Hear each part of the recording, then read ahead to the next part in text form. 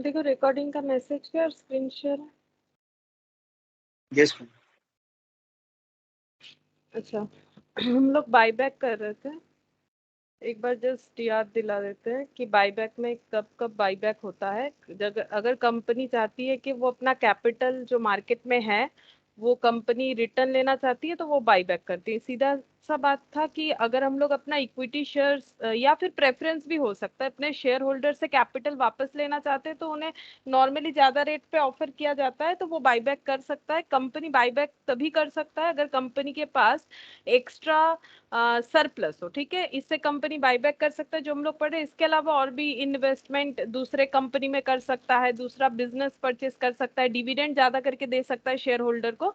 तो इसमें हम लोगों ने बाईबैक का देखा था। और कितना सारा शेयर बाईबैक करना है अगर क्वेश्चन में नहीं दिया हुआ है देन हमें ये तीनों टेस्ट करके देखना चाहिए। एक का नाम था रिसोर्स टेस्ट, एक था शेयर आउटस्टैंडिंग टेस्ट, एक था डेप्ट इक्विटी रेशियो टेस्ट। जहां पर ये वाला था 25% ऑफ शेयर कैपिटल। यहाँ पर हमेशा शेयर कैपिटल मतलब share capital plus reserve and surplus divided by buyback price करने से हमें पता चल जाएगा। रिसोर्स टेस्ट का आंसर आ जाएगा कि कितना सारा शेयर बाईबैक कर सकते हैं, क्योंकि डिवाइडेड बाय प्राइस करने से ऑटोमेटिकली ये क्या हो जाएगा, नंबर में आंसर आ जाएगा। क्योंकि ऊपर में क्या है, रुपीज है, ठीक है, ऊपर रुपीज है और नीचे भी रुपीज आएगा क्योंकि ये है क्या 25% ऑफ शेयर कैपिटल जो कि रुपीज में होता है, नीचे भी रुपीज। तो दोनों कैंसिल हो जाएगा तो आंसर नंबर में आ जाएगा। नीचे वाला नंबर में ही आंसर आता है क्योंकि 25% of number of equity share है तो नंबर ऑफ इक्विटी शेयर का 25% नंबर में ही आंसर आएगा। पोस्ट बायबैक डेप्ट इक्विटी रेशियो 2:1 होना चाहिए, डज नॉट एक्सीड, इससे ज्यादा नहीं होना चाहिए, उससे कम होगा तो चलेगा। इससे हम लोग क्या कैलकुलेट कर सकते हैं कि कितना सारा शेयर बाईबैक करना है अगर हमें ये क्वेश्चन में नहीं गिवन है तो, ठीक है।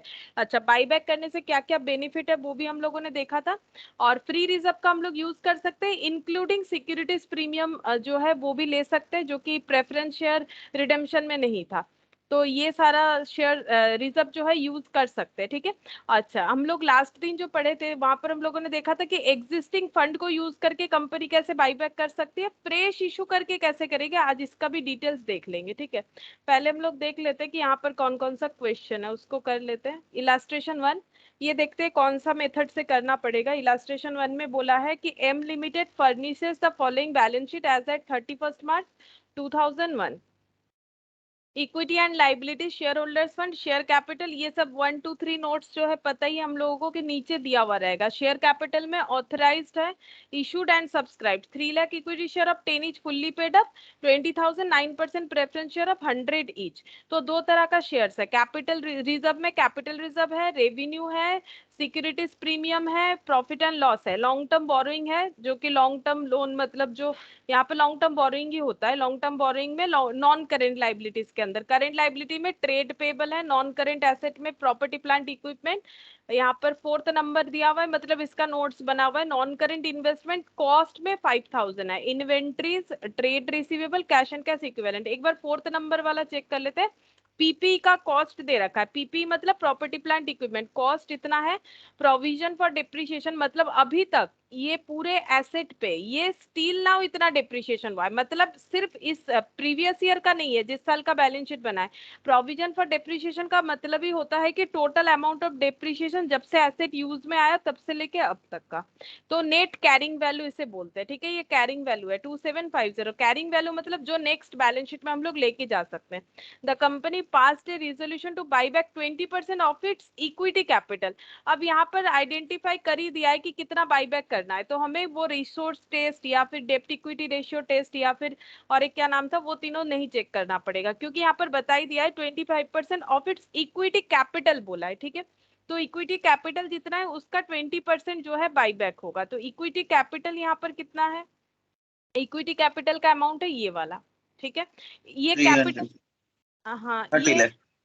हाँ 30 लाख, ये इसके साथ इंटू करने से जितना आएगा उतना, इस पे 20%, इस पे 20% करने से जितना आएगा उतना शेयर कैपिटल 6 बाईबैक लाख। होगा, 6 लाख। तो 6 lakh equity share capital buyback होगा। अच्छा, अब इसके बाद यहाँ पर क्या बोला है, 15 रुपए करके बाईबैक होगा। तो कितना एक्स्ट्रा ऑफर किया है क्योंकि शेयर का जो फेस वैल्यू था वो कितना था, वो यहाँ पर 5 दिख रहा है 10, ठीक है, 5 रुपया एक्स्ट्रा हो रहा है। अच्छा, ये प्रीमियम हो जाता है, जो एक्स्ट्रा हो रहा है ये प्रीमियम पे करेगा company. For this purpose it sold it's investment 30 lakh. Investment कितना बेचना चाह रहा है कंपनी? 30 लाख फॉर 25 लाख, ठीक है। तो ये लॉस है कि प्रॉफिट? लॉस है। लॉस हो रहा है, 30 लाख का 25 लाख में बेच देगा। इन्वेस्टमेंट 5 यहाँ लाख पर का लॉस। 5 लाख का लॉस, यहाँ पर है 30 लाख। कहाँ गया इन्वेस्टमेंट? ये रहा 5,000। 5,000 में से कुछ अमाउंट सेल हो जा रहा है, ठीक है, और इसके बाद हमें पैसा मिलेगा 25 लाख मिलेगा, 5 लाख का लॉस होगा। You are required to pass necessary journal entries, हमें जर्नल एंट्रीज पास करने के लिए बोला है, ठीक है। तो जर्नल एंट्रीज पास कर देते हैं।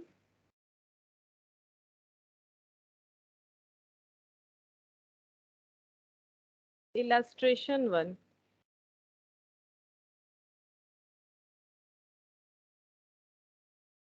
journal entries in the books of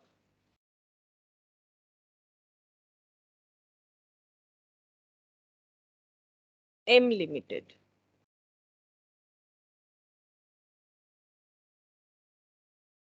अच्छा, सारा का सारा डेटा इन 1000, मतलब यहाँ पर 30 का यहाँ पर ले रखा है, ठीक है, तो उसी हिसाब से हमें करना पड़ेगा। अच्छा, सबसे पहले हम लोग एसेट बेच सकते हैं, ठीक है। एसेट बेचने से कितना पैसा आ रहा है? 25 लाख। तो 25 लाख में 3 जीरो हटा के बाकी डेटा लिखना पड़ेगा। तो बैंक अकाउंट डेबिट, 25 लाख में 5 जीरो होता है, 3 जीरो हट गया मतलब 2 जीरो रहेगा। तो ये हो गया bank account debit. Profit and loss account debit,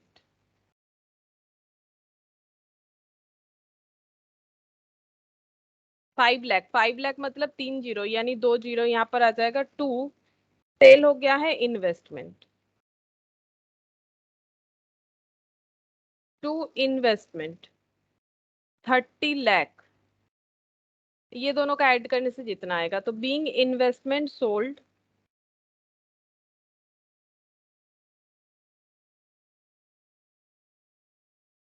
for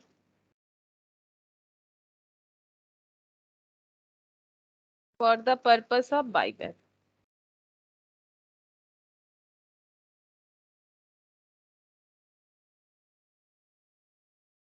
actually क्या होता है कि शेयर मतलब जब अगर हम लोग बाईबैक करते हैं तो हमारे पास कैश होना चाहिए, ठीक है। कैश होगा तभी पे करेंगे।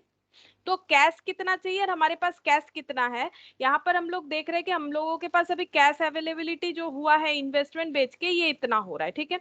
लेकिन हम लोग अगर देखें कि बाईबैक कितना करना है, दैट इज 20% ऑफ 3 लाख, यानी कि 6 लाख तक बाईबैक हो रहा था, ठीक है। लेकिन पैसा कितना हम मिला है? 9 लाख पैसा, चाहिए ना, क्योंकि 15 प्रीमियम हाँ, पे बेच रहा है, तो हम 9 लाख रुपए चाहिए ना हाँ, टोटल 9 लाख चाहिए, लेकिन हम बायबैक लोगों पे। के पास, हाँ, हम लोग के पास 2,50,000 ही आया है। Sorry, 25 lakh, I think 25 lakh आया है।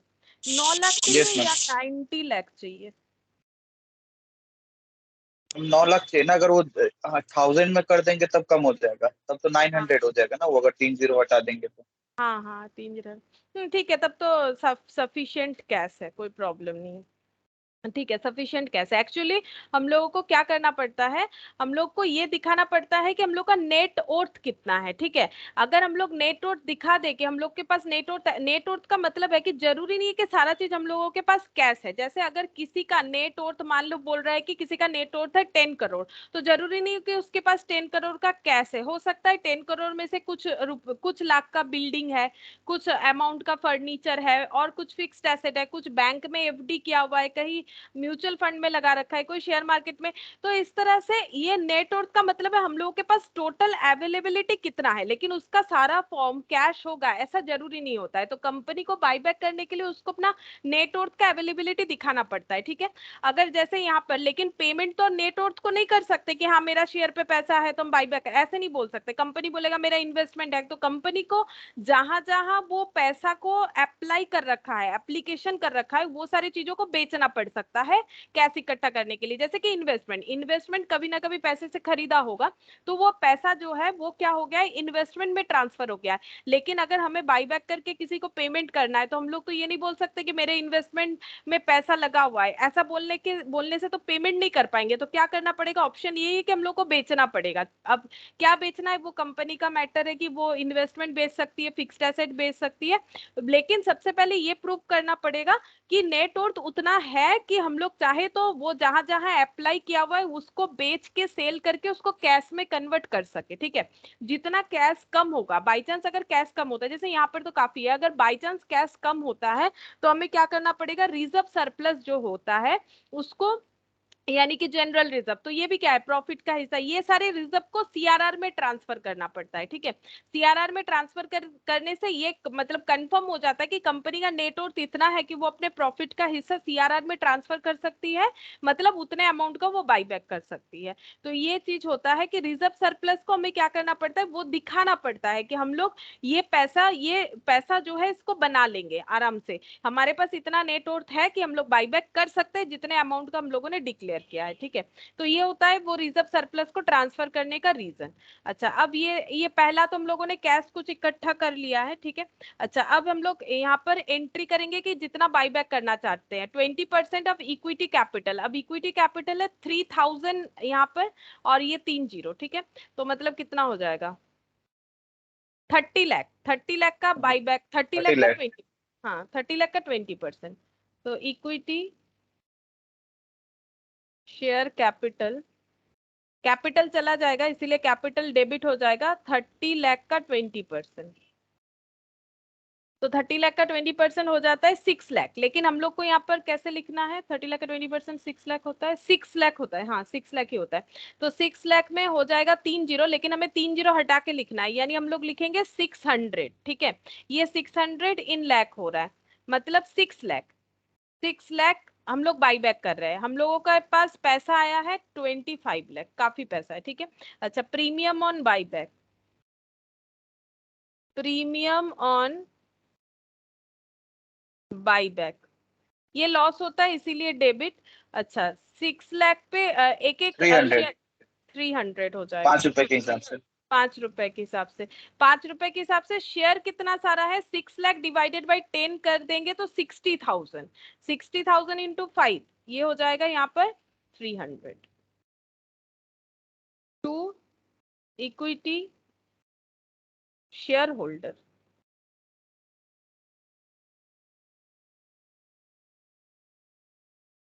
900, ये ड्यू एंट्री हो गया, बीइंग अमाउंट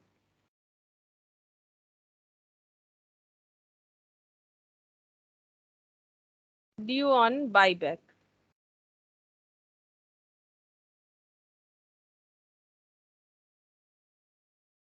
थर्ड एंट्री कौन सा होगा, थर्ड एंट्री हम लोग पेमेंट कर सकते हैं, तो पेमेंट कर देंगे, या फिर हम लोग क्या कर सकते हैं, सबसे पहले पेमेंट बाद में करेंगे, पहले ये जो लॉस है इसको राइट ऑफ करने के लिए पहला जो यूज किया जाता है दैट इज सिक्योरिटीज प्रीमियम, अगर कंपनी के पास अवेलेबल है। हाँ है, 500 अवेलेबल है और लॉस हुआ है 300, तो आराम से हम लोग प्रीमियम पे कर सकते हैं, तो सिक्योरिटीज प्रीमियम कम हो जाएगा, रिजर्व डेबिट हो जाएगा, securities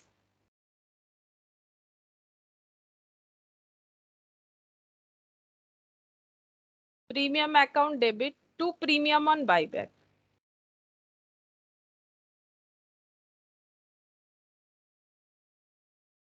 300 300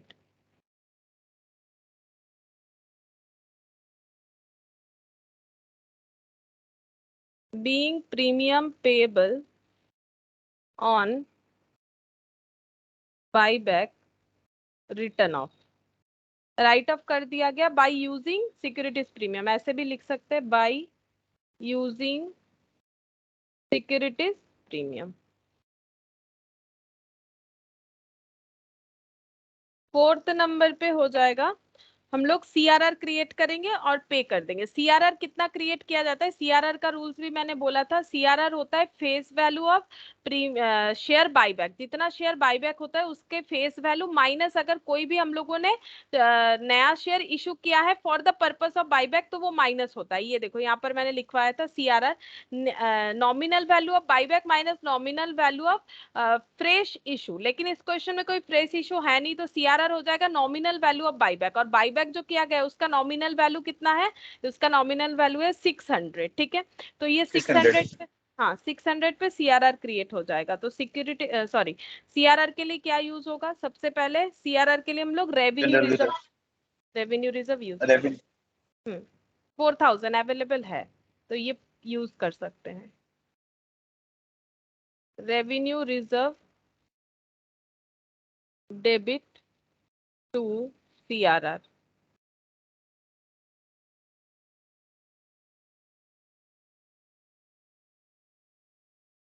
being CRR created। Fifth number पे अभी पे कर देंगे इक्विटी शेयर होल्डर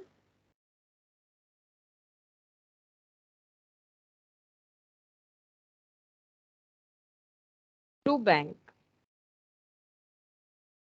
कितना पे होगा, ये टोटल 900।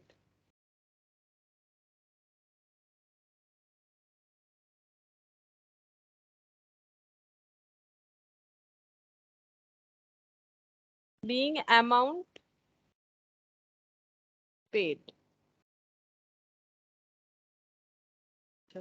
बैलेंस शीट वगैरह तो इस क्वेश्चन में कुछ बनाने नहीं बोला है, सिर्फ जर्नल एंट्रीज बोला था। ठीक है, नेक्स्ट क्वेश्चन देखते हैं। नेक्स्ट क्वेश्चन में क्या बोल रहा है, Anu Limited, a non-listed company, furnishes you the following balance sheet as at 31st March 2001। ये इन करोड़ में बना हुआ है बैलेंस शीट। अच्छा, यहाँ पर शेयर कैपिटल का नोट्स बना हुआ है, देखना पड़ेगा क्या क्या है। रिजर्व सरप्लस, ट्रेड पेबल, बस इतना ही है। लाइबिलिटी साइड टोटल कर दिया है 440। यहाँ पर नॉन करेंट में property plant equipment, non current investment, property plant equipment यहाँ पर खाली है। अच्छा, non current investment, current asset, trade receivable, cash and cash equivalent, 3-4 notes बना हुआ है। अच्छा, यहाँ पर 12% रिडीमेबल प्रेफरेंस शेयर है, 100 ईच, फुल्ली पेड अप। अच्छा, रिडीमेबल प्रेफरेंस शेयर है 100 रुपीज वाला, फुल्ली पेड अप है। इक्विटी शेयर्स है 10 ईच, फुल्ली पेड अप है 25। ये कितना लाख है कि इन करोड़ है। अच्छा, उसके बाद रिजर्व सरप्लस में capital reserve, securities premium, revenue reserve, property plant equipment, PPE का कॉस्ट इतना है, प्रोविजन फॉर डिप्रिसिएशन। अच्छा, इसीलिए नील हो गया है पीपीई का बैलेंस, क्योंकि जितना एसेट का वैल्यू था उतना ही डिप्रिसिएशन लग चुका है, इसीलिए कुछ भी अमाउंट नहीं बचा है। Non current investment, market value है 400 करोड़, जबकि बुक वैल्यू अभी है 100 करोड़, मतलब प्रॉफिट में है, जहां भी इन्वेस्टमेंट किया हुआ है प्रॉफिट में है। The company redeem preference share 1 April 2001, company ने प्रेफरेंस शेयर भी रिडीम करना है। ठीक है, 1 अप्रैल 2001 को, और ये कब का बैलेंस शीट है, ये है 31 मार्च 2001। अच्छा, जब बैलेंस शीट बना उसके नेक्स्ट दिन ही इन लोगों को प्रेफरेंस शेयर रिडीम करना था। It also bought back 50 lakh equity shares of 10 each eight 50 पर शेयर। अब ये लोग चाहते हैं कि 50 लाख इक्विटी शेयर, मतलब यहाँ पर भी नंबर बता दिया है तो हमें नंबर जो है टेस्ट करके नहीं ढूंढना पड़ेगा। 10 ईच वाला बोल भी दिया, 10 इंच वो तो यहाँ भी बैलेंस शीट में भी बताया गया था 50 पर शेयर करके, मतलब 40 रुपीज का प्रीमियम भर रहा है कंपनी, 10 रुपीज का नॉमिनल वैल्यू था। The payment for above were made out of the huge bank balance, तो बैंक बैलेंस इनका काफी है, वहां से पेमेंट कर दिया जाएगा। Which appeared as part of current asset, मतलब करेंट एसेट जितना भी दिख रहा है वो पूरा का पूरा बैंक बैलेंस बताया जा रहा है, ये वाला। अच्छा नहीं, पूरा का पूरा वहां पर बोल रहा है, बट यहाँ तो और एक पार्ट भी है, ट्रेड रिसीवेबल, ये डेटर है, और कैश एंड कैश इक्विवेलेंट है 200।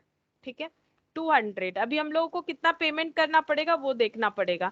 पेमेंट कितना करना पड़ेगा, 50 lakh equity share bought back करना चाहते हैं, 50 लाख पे 50 रुपीज करके पे करना पड़ेगा, मतलब 2500 लाख, 2500 लाख। क्या इतना इनके पास अवेलेबल है? हाँ, क्योंकि ये तो करोड़ में है, ये पूरा का पूरा बैलेंस शीट इन करोड़ में है, मतलब ये 200 करोड़ है, और हम लोग को चाहिए 2500 लाख, मतलब कितना होता है 2500 और लाख, 25 लाख। 25 लाख हो रहा है या 2 करोड़ 50 लाख हो रहा है? हम कितना 0 5 0 और लगा है ना, तो मैम हो जाएगा। हाँ वही 2 करोड़ 50 लाख। हाँ, और इनके पास अवेलेबल है 200, और ये करोड़ में है। करोड़ मतलब इतना सारा जीरो होगा। 200 करोड़ है, ठीक है। और ये हो गया 2 करोड़ 50 लाख, मतलब अवेलेबल है, इतना समझ में आ रहा है, ठीक है। 200 करोड़ और ये हो गया है 2 करोड़ 50 लाख। तो अभी इसमें पूरा मतलब ज्यादा ही है, ऑब्वियसली ज्यादा है। इतना कम भी नहीं है, काफी मतलब बच जाएगा, और भी कैश बच जाएगा पेमेंट करने के बाद। Which appeared as a part of current asset, ठीक है। You are asked to pass journal entries to record the above, prepare balance sheet, और बैलेंस शीट भी बनाने बोला है जर्नल एंट्री के साथ। Illustration 2. In the books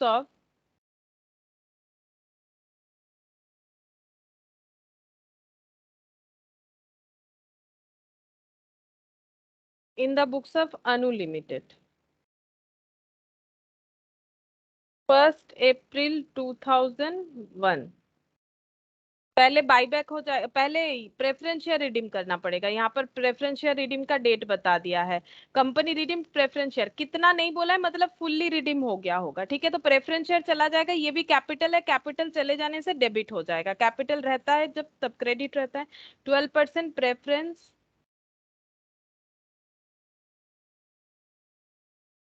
share capital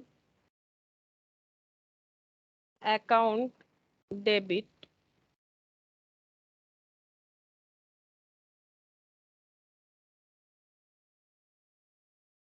to preference share holder. पहले ड्यू एंट्री कितना अमाउंट है,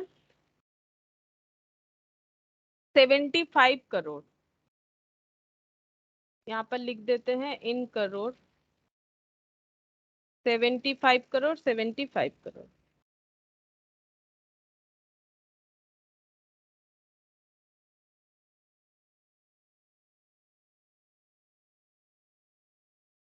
Paying preference share capital account transferred to preference shareholder account, या फिर हम लोग बोल सकते हैं being preference share capital due. अच्छा, फिर इसके बाद पेमेंट करना पड़ेगा। पेमेंट करने के लिए हमारे पास जो सफिशिएंट कैश है उसी का यूटिलाइजेशन होगा, दैट इज 200 करोड़। तो 200 करोड़ में से 75 करोड़ हम लोग पे कर सकते हैं आराम से। तो preference share holder account debit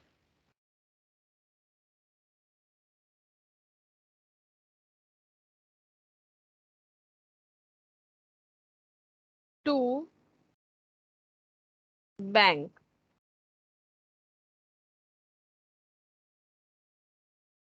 being amount paid to preference shareholder। अब यहाँ पर क्या करना पड़ेगा, अब हम लोग इसमें भी सीआरआर क्रिएट किया जाता है। ये हम लोग रिडम्पशन ऑफ प्रेफरेंस शेयर में ऑलरेडी पढ़ चुके हैं ग्रुप 1 में। तो यहाँ पर भी सीआरआर क्रिएट किया जाएगा, लेकिन हम एक साथ ही कर देंगे। जो इक्विटी शेयर वाला है वहां पर भी एक साथ सीआरआर क्रिएट करके दोनों का टोटल करके लिख देंगे। अभी हम लोग इक्विटी शेयर का बाईबैक दिखा देते हैं। तो इक्विटी शेयर का बाईबैक देखते हैं। इक्विटी शेयर का बाईबैक हो जाएगा 50 लाख इक्विटी शेयर 50 करके, ठीक है। तो 10 रुपीज इसका फेस वैल्यू है। तो यहाँ पर लिखते हैं equity share capital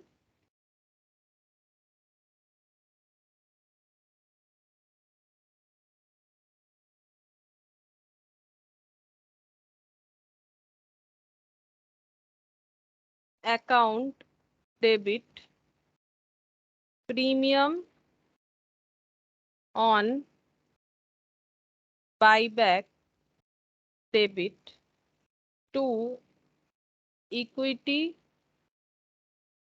share holder being amount due to equity share holder. अच्छा, यहाँ पर अमाउंट हो जाएगा 50 लाख इंटू 10, 50 लाख इंटू 10।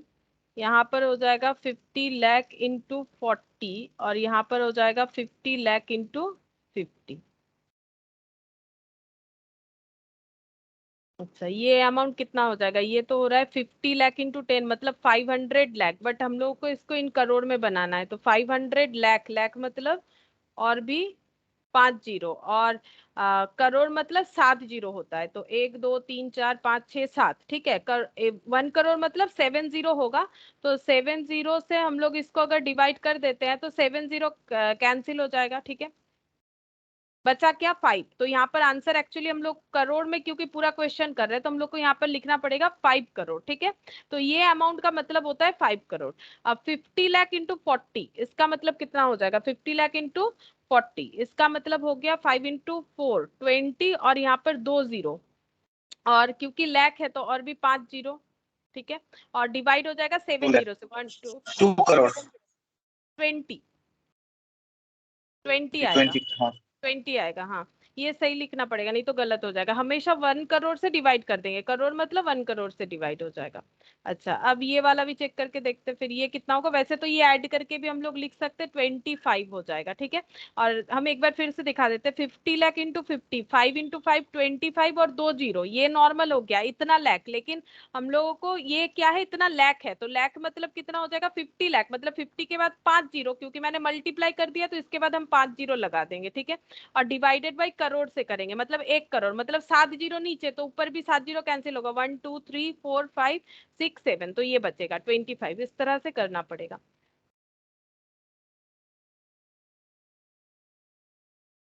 तो ये अमाउंट ड्यू हो गया। अच्छा, अब हम लोग इसको क्या करेंगे, यहाँ पर सिक्योरिटीज प्रीमियम को यूज करेंगे प्रीमियम ऑन बाईबैक को रिडीम करने के लिए। देखते हैं सिक्योरिटीज प्रीमियम है कि नहीं है। 25 करोड़ है और हम लोग को चाहिए 20 करोड़, तो हम लोग इजीली यूटिलाइज कर सकते हैं securities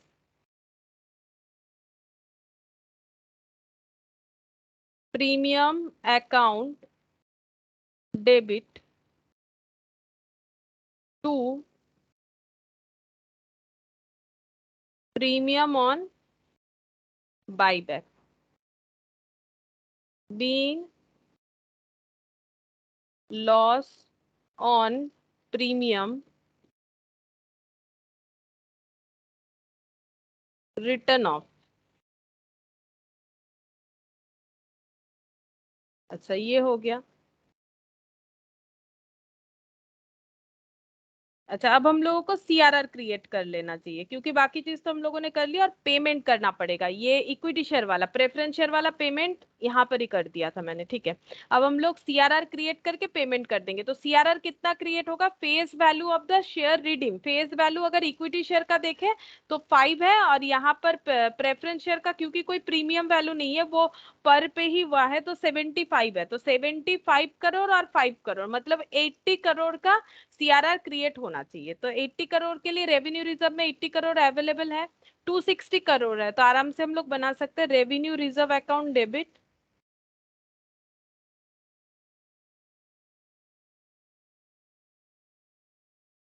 80 crore to capital redemption reserve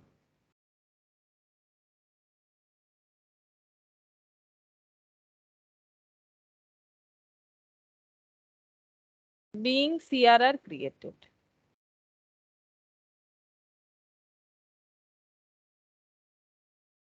75 for equity share, 5 for preference share, face value जो होगा।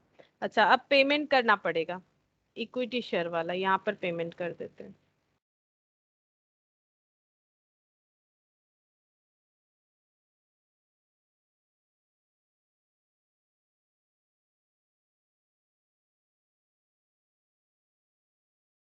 Being amount being amount paid. अच्छा, कितना पे करना पड़ेगा, 25 करोड़ हो गया। अच्छा, मैट में शायद एक कंफ्यूजन हो सकता है, देख के हम एक बार ये बता देते, क्योंकि ये आ ही सकता है दिमाग में क्वेरीज की ऐसा क्यों है। ये देखो, यहाँ पर इन्होंने फिर पे किया, यहाँ पर कर दिया है शेयर बाईबैक टू बैंक बोल के। ये अभी जो मैंने एंट्री किया ये एक्चुअली इक्विटी शेयर है, थोड़ा सा आगे पीछे कर दिया है, बट ये सीक्वेंस मुझे उतना ठीक नहीं लग रहा है, क्योंकि पहले हम लोग ड्यू करेंगे फिर पे करना चाहिए, ठीक है। तो ये ऐसे भी पीछे होना चाहिए, बाकी क्वेश्चन में बाद में ही दिया है, यहाँ पर अचानक से आगे कर दिया है। तो ये एक पॉइंट है, जो भी हम लोगों ने एंट्री किया ये वो वाला दिखाया जा रहा है, ये वाला इक्विटी शेयर टू बाईबैक, ठीक है। फिर उसके बाद यहाँ पर ये कंबाइन एंट्री कर दिया है। कंबाइन एंट्री मतलब क्या है, equity share capital account debit, जो प्रीमियम है प्रीमियम का एंट्री नहीं किया, यहाँ पर क्या कर दिया है, सीधा सिक्योरिटीज प्रीमियम को डेबिट कर दिया to equity share share buyback, मतलब जो इक्विटी शेयर होल्डर लिख ले उसको ये लोग बाईबैक लिख रहा है, वो चलता है, ठीक है, वो हम लोग चाहे तो हम लोग भी लिख सकते हैं। यहाँ पर क्या हो रहा है, ये एंट्री अगर हम लोग ध्यान से देखें तो प्रीमियम ऑन बाईबैक डेबिट, फिर इसके बाद securities premium account debit to premium on buyback, अगर ये दोनों एंट्री को ध्यान से देखें तो प्रीमियम ऑन बाईबैक डेबिट और क्रेडिट कैंसिल हो जाता है, बच जाता है सिक्योरिटीज प्रीमियम, मतलब इसको नेट करके वो लोग एंट्री कर रहा है equity share capital account debit securities premium debit to equity share holder, मतलब प्रीमियम को सिक्योरिटीज प्रीमियम से एडजस्ट करते हुए नेट एंट्री पास किया है। बट उतना शॉर्टकट का जरूरत नहीं है, हम लोगों को सिक्योरिटीज प्रीमियम का एंट्री सेकेंड स्टेप में ही करना चाहिए, तो हम लोग सेकेंड स्टेप में ही करेंगे, तो इसलिए मैंने बता दिया क्योंकि यहाँ पर सिक्योरिटीज प्रीमियम इस वजह से आया हुआ है, ठीक है, डायरेक्टली यहाँ पर सिक्योरिटीज प्रीमियम नहीं आएगा, दो एंट्री को काट छाट के वहां पर पोस्ट किया गया है। ठीक है, तो एंट्रीज हम लोग का कंप्लीट हो गया, अब किस तरह से बैलेंस शीट बनेगा वो देखना है।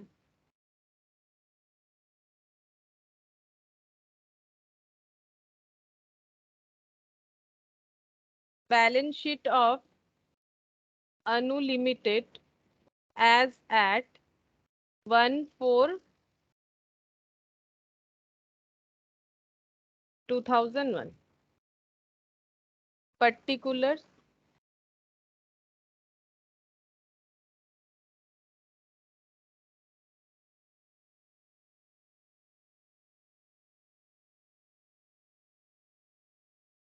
यहाँ से देख देख के बैलेंस शीट कर लेना है हम लोग को। पहले आ जाएगा equity and liabilities share holders fund, equity and liabilities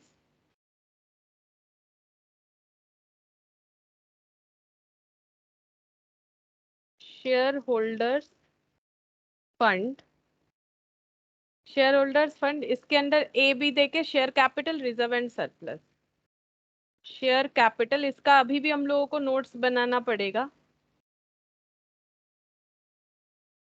reserve and surplus में भी नोट्स बनेगा। अच्छा, करेंट लाइबिलिटीज ट्रेड पेबल, बस और तो कुछ है नहीं।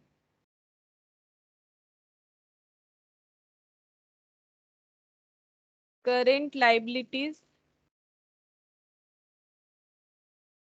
ट्रेड पेबल, ये जैसा है वैसा रहेगा क्योंकि इसमें कोई भी चेंजेस नहीं हुआ है, तो ट्रेड पेबल का अमाउंट जितना है 40 करोड़, तो 40 करोड़ ही यहाँ पर रहेगा और इसका कुछ नोट्स भी नहीं बनेगा।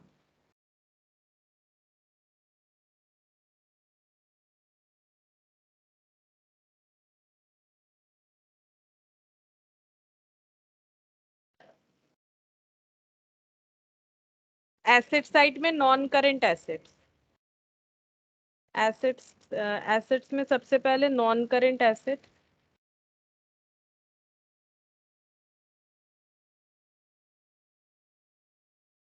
नॉन करेंट एसेट्स के अंदर A property plant equipment, B non current investment, A property plant equipment, इसका नोट्स नंबर दिया हुआ है, थर्ड नंबर नोट्स बनेगा, चेंजेस कुछ नहीं हुआ है, एज इट इज नोट बन जाएगा। नॉन करेंट इन्वेस्टमेंट, इसमें अगर नोट्स है तो नोट्स बनेगा, हाँ नोट्स है, नोट्स नंबर 4 है। अच्छा, इसके बाद करेंट एसेट,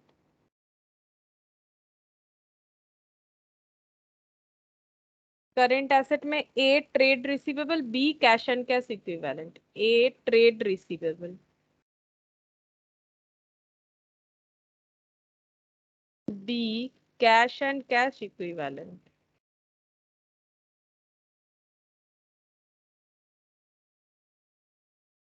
नोट्स देखते हैं, इसमें कुछ नोट्स नहीं बना हुआ है, इसमें नहीं बना हुआ है, लेकिन इसमें अभी बनेगा, कैश एंड कैश इक्विवेलेंट का नोट्स बनेगा क्योंकि इसमें चेंजेस हुआ है, पेमेंट हुआ है इससे, तो यहाँ पर फिफ्थ नंबर बन जाएगा। ट्रेड रिसीवेबल में कुछ नोट्स नहीं है तो ये जितना है उतना पुट कर देंगे, 140 है तो 140 यहाँ पर हो जाएगा, बाकी यहाँ वैल्यू पुट करने के बाद टोटल अमाउंट आ जाएगा, दोनों साइड टैली होना चाहिए, ठीक है। अभी हम लोग नोट्स टू अकाउंट्स बनाएंगे।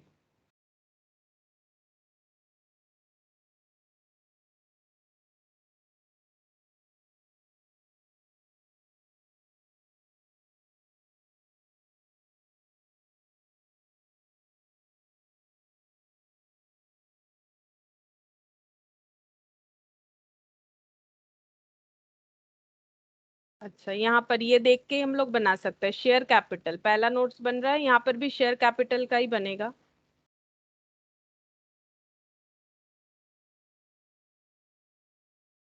शेयर कैपिटल में authorised, issued and subscribed share capital.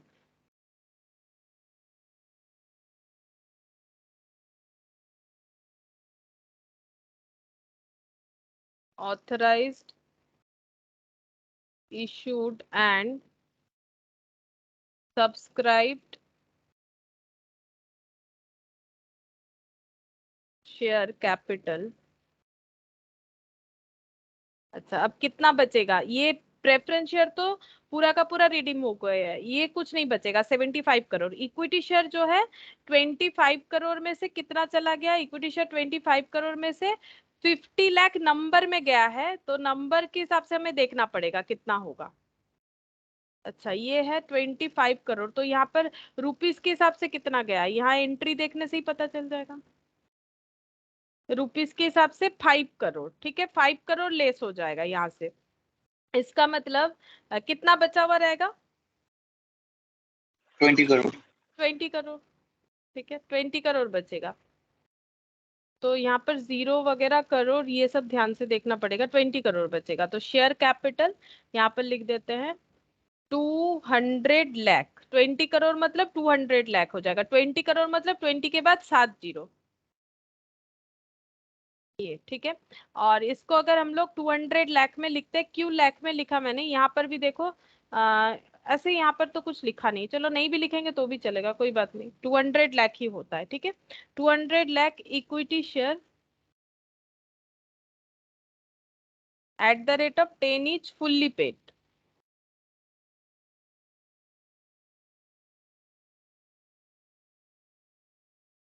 मतलब 2 करोड़ हो जाएगा। नहीं, 2 करोड़ नहीं, 20 करोड़ देगा ना। 20 करोड़ हो जाएगा, हाँ। 5 लेस हो गया, 20 करोड़ हो गया। अच्छा, ये वाला कंप्लीट हो गया इक्विटी शेयर। अब रिजर्व सरप्लस, नोट्स नंबर 2 में रिजर्व सरप्लस।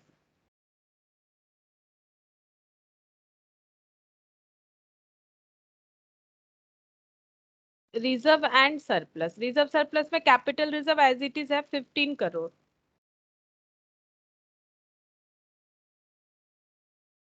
इसमें कोई चेंजेस नहीं है, तो इसको आउटर कॉलम में लिखेंगे 15 करोड़। अच्छा, कैपिटल रिजर्व के बाद सिक्योरिटीज प्रीमियम 25। सिक्योरिटीज प्रीमियम इसमें से एडजस्ट हुआ है, तो 25 करोड़ लिख लेते हैं पहले इनर कॉलम में। फिर यहां से लेस कर देंगे यूटिलाइज्ड फॉर बाईबैक। कितना यूज हुआ है यहाँ पर? 20। 20 करोड़, तो 5 करोड़ यहाँ पर बचेगा।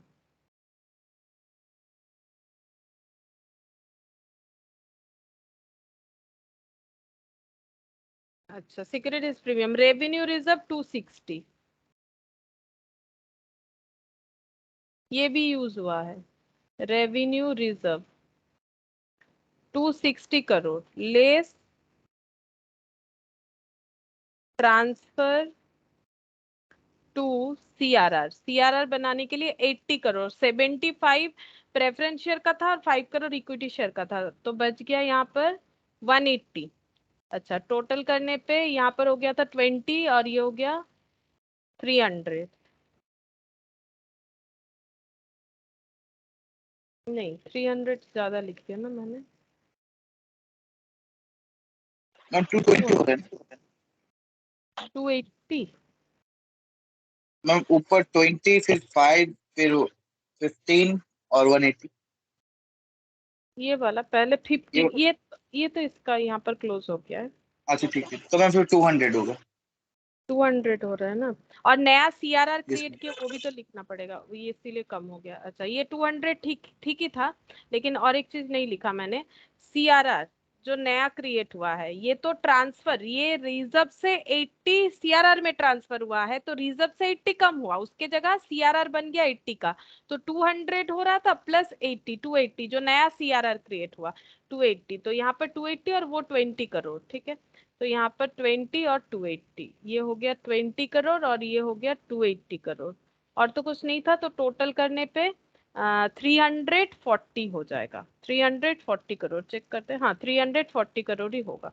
अच्छा, अब प्रॉपर्टी प्लांट इक्विपमेंट तो जैसा था एज इट इज ही कर लेना है हम लोग को, इसमें कोई चेंजेस है भी नहीं। Property plant and equipment,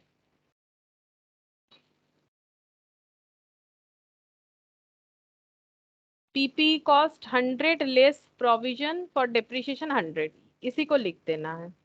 PPE cost है 100 less provision for depreciation 100, net carrying amount कुछ नहीं है, नेट कैरिंग अमाउंट का मतलब ही होता है जितना अमाउंट बैलेंस शीट में कैरी करके लेके जाएंगे, तो ये कुछ नहीं होगा। अच्छा, अब notes number 4 non current investment देख लेते हैं। ये ब्लैंक हो गया, यहाँ पर नोट्स नंबर 4 में नॉन करेंट इन्वेस्टमेंट,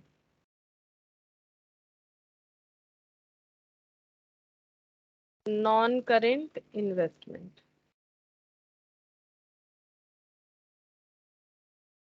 अच्छा नॉन करेंट इन्वेस्टमेंट में non current investment at cost, market value 400 crore और यहाँ पर 100 करोड़, यही लिखना है, non current investment at cost,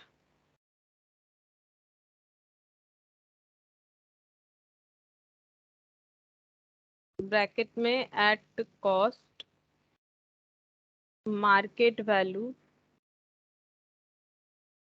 market value था 400 करोड़ और बुक वैल्यू था 100 करोड़, तो ये 100 करोड़ ही बैलेंस शीट में चला जाएगा। और 5th नंबर पे कैश एंड कैश इक्विवेलेंट, इस पे चेंजेस होगा, cash and cash equivalent,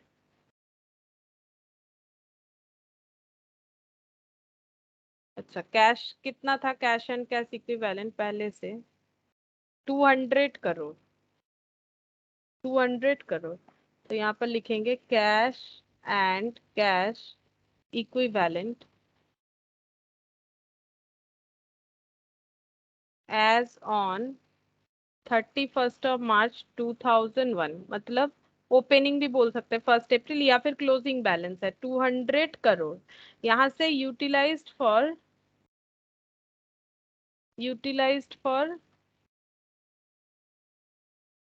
preference share redemption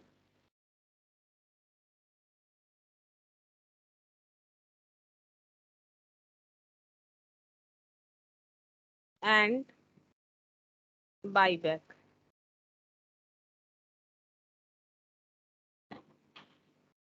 75 और शायद 5 न्यूज से ज्यादा होगा, देख लेते हैं। यहाँ पर पेमेंट कितना हुआ है, टू बैंक 75 और टू बैंक का एंट्री यहाँ पर 25, मतलब प्रीमियम और ये दोनों मिला के, तो 75 प्लस 25, 75 प्लस 25 100, 100। हाँ 100 करोड़, तो यहाँ पर आ गया 100, ठीक है, तो ये हो गया 100,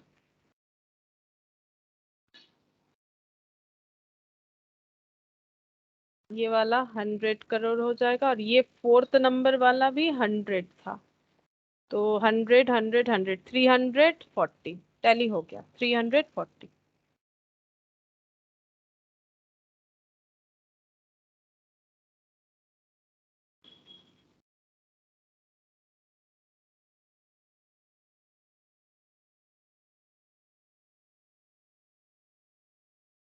ये आ गया इलास्ट्रेशन 3, ठीक है। यहाँ पर क्या बोला है, D limited A non listed company furnishes the following balance sheet as at 31 March 2001। Equity and liabilities में शेयर होल्डर्स फंड, यहाँ पर शेयर कैपिटल नोट्स बना हुआ है, चेक करना पड़ेगा। रिजर्व सरप्लस, करेंट लाइबिलिटी में ट्रेड पेबल है, non current property plant equipment, non current investment, inventories, trade receivable, cash and cash equivalent. Same data है लेकिन वहां पर बहुत सारा डेटा नील था, ब्लैंक था, यहाँ पर दिख रहा है। आगे देखते हैं क्वेश्चन में क्या बोला है।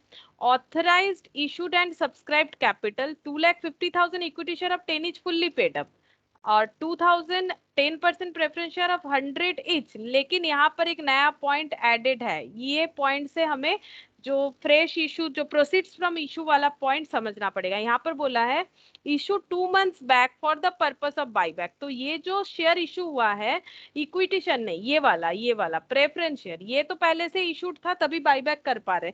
ये जो नया शेयर इशू हुआ है, कौन नेचर है, preference share. Preference share issue हुआ है 10% वाला preference share, 2000 preference share issue हुआ है। ये 2 महीने पहले ही इशू किया गया था क्योंकि बाईबैक करना था। तो बाईबैक के लिए पैसे का जरूरत होता है, तो कंपनी ने क्या किया है, कंपनी अपना रिजर्व सरप्लस यूज कर सकते हैं या फिर फ्रेश इशू कर सकते हैं। अभी ये वाला पॉइंट देखने से हम लोग को समझ में आएगा, मैंने ये लिखवा रखा था। 2 ऑप्शन रहता है, ठीक है। या तो अपना जो एग्जिस्टिंग फंड है उसको यूटिलाइज करे अगर कम पड़ रहा है, या फिर कंपनी चाहती है नहीं मुझे ऐसा नहीं करना है, मुझे कुछ नया शेयर इशू करके पैसा रेज करना है, तो वो भी कर सकती है। प्रोसीड्स ऑफ फ्रेश इशू, ठीक है। ये दोनों ऑप्शन में से कोई एक ऑप्शन कंपनी ले सकती है, या दोनों का मिक्सड अप भी ले सकती है। थोड़ा सा रिजर्व ले लिया और प्रोसीड ऑफ फ्रेश इशू ले लिया। अगर प्रोसीड ऑफ फ्रेश इशू कम हो रहा है तो उसमें जो है रिजर्व यूज कर लिया। इस तरह से कंपनी कर सकती है। अब कितना शेयर इशू करना चाहिए, अगर ये क्वेश्चन में हमें बता दिया है तो ठीक है, अगर नहीं बताया है तो ये हमें कैलकुलेट करने आना चाहिए। तो ये क्वेश्चन जब आएगा तो हम सिखाएंगे। यहाँ पर बता दिया है कितना फ्रेश इशू किया गया है, 2000 प्रेफरेंस शेयर को फ्रेश इशू किया गया है। तो यहाँ पर कितना शेयर इशू करना पड़ेगा इससे हमें कोई लेना देना नहीं है, क्योंकि ये बता दिया है कंफर्म कि कितना सारा फ्रेश इशू शेयर हुआ है। तो ये जो है ये पहले से कोई प्रेफरेंस शेयर है नहीं, ये बाईबैक के लिए फ्रेश इशू हुआ है।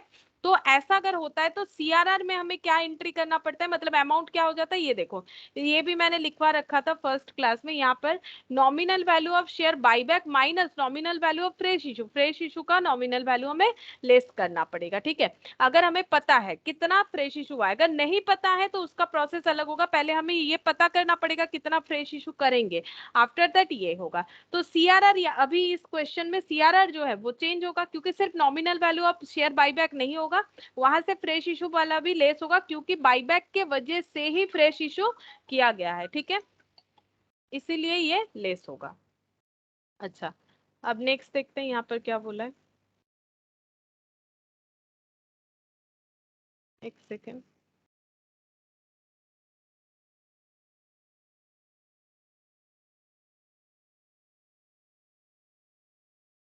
हम्म, अच्छा अब आगे पढ़ते। रिजर्व सरप्लस में बता रखा है क्या क्या है, कैपिटल रिजर्व है, रेवेन्यू रिजर्व है, सिक्योरिटीज प्रीमियम है, प्रॉफिट एंड लॉस अकाउंट है। The company passed a resolution to buy back 20% of its equity capital, मतलब रुपीज में जो डिनोट हो रहा है इक्विटी शेयर कैपिटल, उसका 20% ये लोग बाय बैक करेंगे 50 करके, ठीक है। और एक एक शेयर तो 10 रुपीज वाला था, यानी 40 का प्रीमियम हो जाएगा और 10 रुपीज जो है ये फेस वैल्यू हो गया। For this purpose it sold all it's investment for 22 lakh, इस वजह से इन्वेस्टमेंट बेच दिया है 22 लाख में। लेकिन पेमेंट कितना चाहिए, 20% of equity share capital. Equity share capital कितना है, यहाँ पर दिख रहा है 2,50,000 इंटू 10, यानी 25 लाख, 25 लाख हो रहा है। हाँ, यस 25। मैम, हम्म, 5 लाख 20। होगा इसका फिर 20%। हाँ, इसका 20% 5 लाख होगा, तो 5 लाख रुपीज, 5 लाख का बाई बैक होगा, ठीक है। और 22 लाख का इन्वेस्टमेंट बेच रहे हैं, ठीक है, काफी है, लेकिन प्रीमियम भी चेक करना पड़ेगा। 5 लाख तो हो गया हम लोगों का जो है फेस वैल्यू के हिसाब से। और पेमेंट कितना करना पड़ेगा, 5 लाख डिवाइडेड बाई 10 करने से हो जाएगा 50,000, यानी नंबर ऑफ शेयर पे देखे तो 50,000, 50,000 इंटू 50, ये टोटल पेमेंट हो जाएगा। तो 25 लाख हो रहा है शायद। Yes ma'am. हाँ, 25 और यहाँ पे हाँ 25 लाख का जरूरत है। तो हम लोगों को फंड कितना मिलेगा इन्वेस्टमेंट बेच के, 22 लाख, ठीक है, 22 लाख। इसी 22 लाख। वजह से हाँ, इसी वजह से इन्होंने फ्रेश इशू किया है, कम पड़ रहा था, फ्रेश इशू इसी वजह से किया है, ठीक है।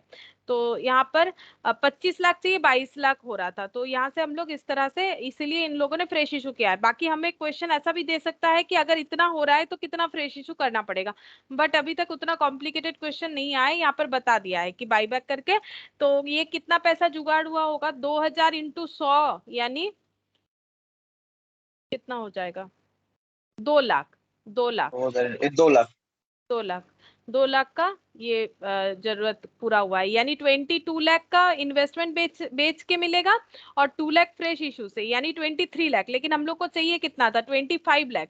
यानी जैसे मैंने बोला कि ये जो कम हो रहा है, ये मतलब हम लोग कम जो हो रहा है ये 24 लाख हमें हुआ ना?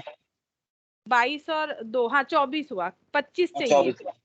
हाँ, 1 लाख कम हो रहा है, तो ये हमें क्या करना पड़ेगा, ये हम लोग कुछ और भी एसेट बेच सकते हैं जो यहाँ पर दिखा नहीं है फिलहाल। बाईबैक के लिए हमें इतना प्रूव करना पड़ेगा कि हमारे पास कैश नहीं है, तो क्या हुआ, हम लोगों के पास इतना सफिशिएंट नेट वर्थ है जिससे हम लोग ये बाईबैक कर सकते हैं। तो इसके लिए जितना नेट वर्थ है उसको सीआरआर में ट्रांसफर करके हमें दिखाना पड़ेगा, यही प्रोसेस होता है।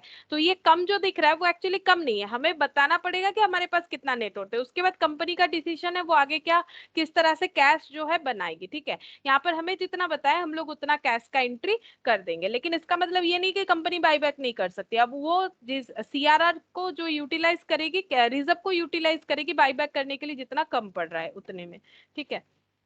तो पहले हम लोग एंट्री कर लेते हैं, ये बेच दिया इन लोगों ने, इन्वेस्टमेंट कितने का था, प्रॉफिट लॉस चेक करना पड़ेगा, क्योंकि कुछ भी सेल होता है तो प्रॉफिट लॉस होता है।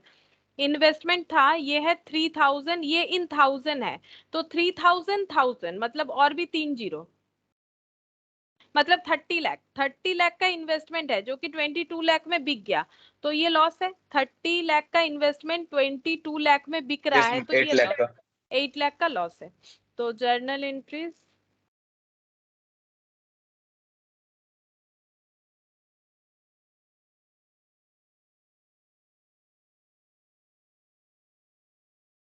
In the books of D limited,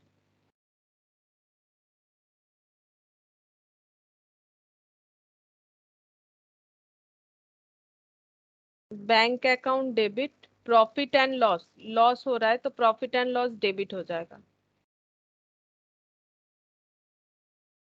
to investment, being investment sold,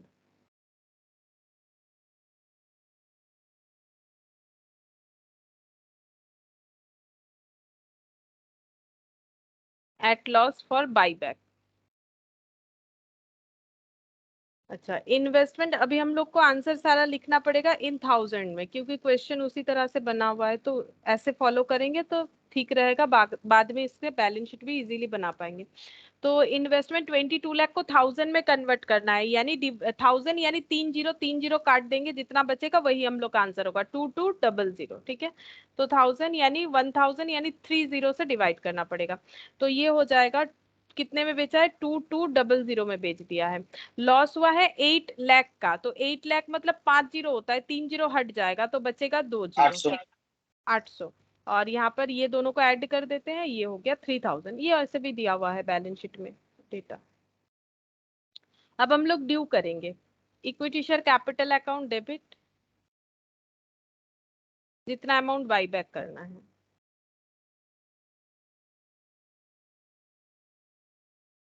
premium on buyback debit,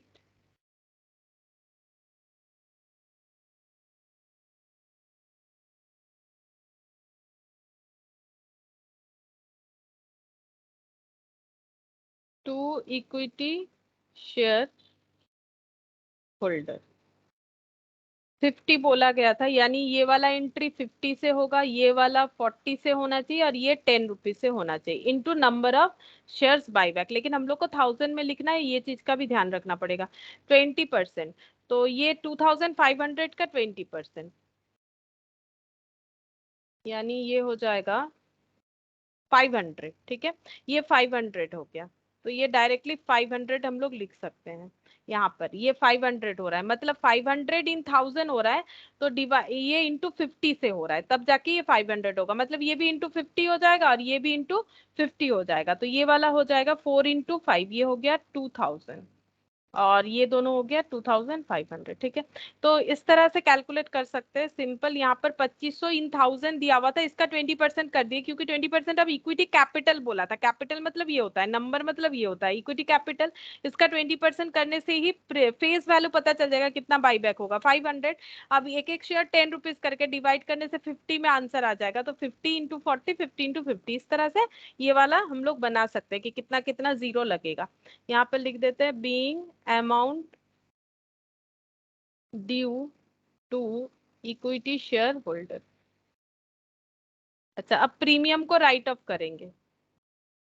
third entry, अगर सिक्योरिटीज प्रीमियम है तो उसका यूटिलाइजेशन होगा। हाँ है 2200, चाहिए कितना 2000, तो यूज कर सकते हैं, फिर भी बच जाएगा। Securities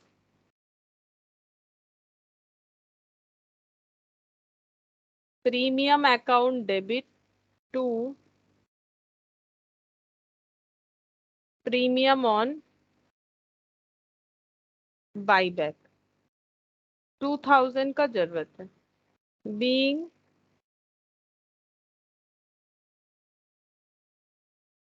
premium loss written off. अच्छा, अब सीआरआर क्रिएट करना पड़ेगा।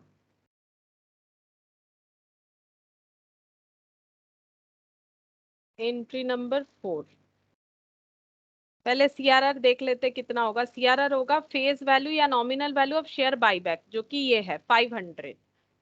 500 है, लेस कर देंगे fresh issue for the purpose of buyback. Fresh issue for the purpose of buyback है 200, क्योंकि हम ये 1000 वाला देख रहे हैं, ठीक है। यहाँ पर 200 ताकि कैलकुलेशन करने में सही रहे। तो यहाँ पर हो गया 300, तो सीआरआर 300 का क्रिएट करना पड़ेगा, ठीक है। तो यहाँ पर सीआरआर क्रिएट कर लेते हैं। रेवेन्यू रिजर्व अकाउंट डेबिट, ओ पहले चेक करते हैं रेवेन्यू रिजर्व है कि नहीं। हाँ है, 3000। 3000 1000 है, क्योंकि ये पूरा डेटा 1000 में दिया हुआ है, तो हम लोग इसको यूज कर सकते हैं। हम लोग को 300,000 चाहिए। तो revenue reserve account debit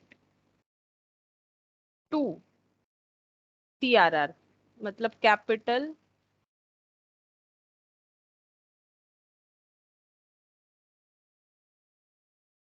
redemption reserve, being CRR created.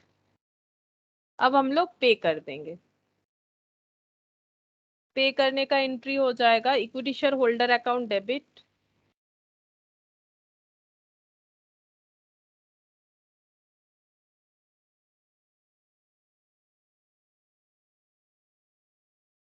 To bank 2500।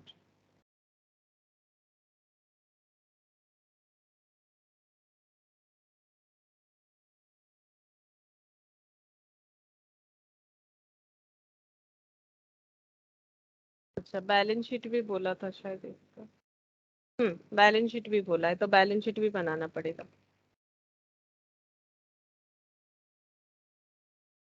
Balance sheet of D limited as at 1 April 2001।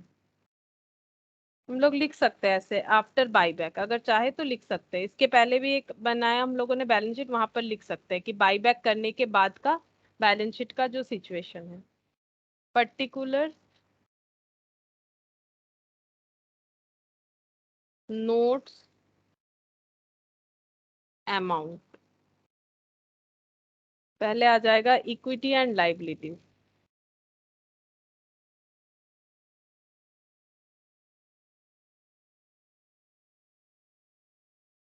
Share holders fund,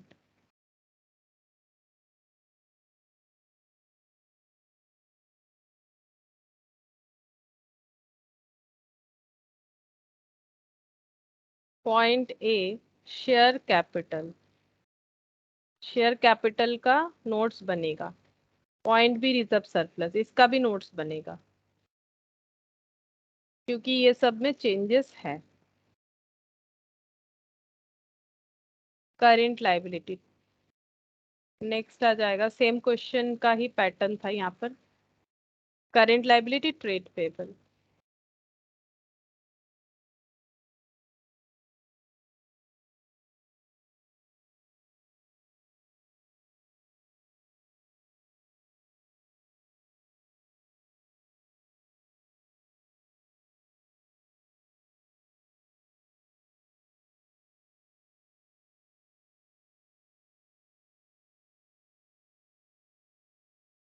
trade payable में कुछ नहीं था तो जैसा है 1400 यहाँ पर हो जाएगा। यहाँ पर total asset, non current asset,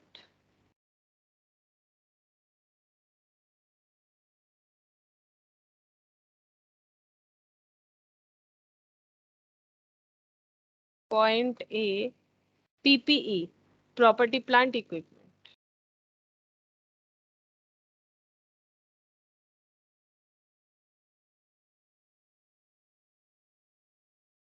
इसमें तो कोई चेंजेस नहीं है, नोट्स है तो बनेगा, नोट्स नहीं है तो नहीं बनाना पड़ेगा। 9300 लिख देते हैं।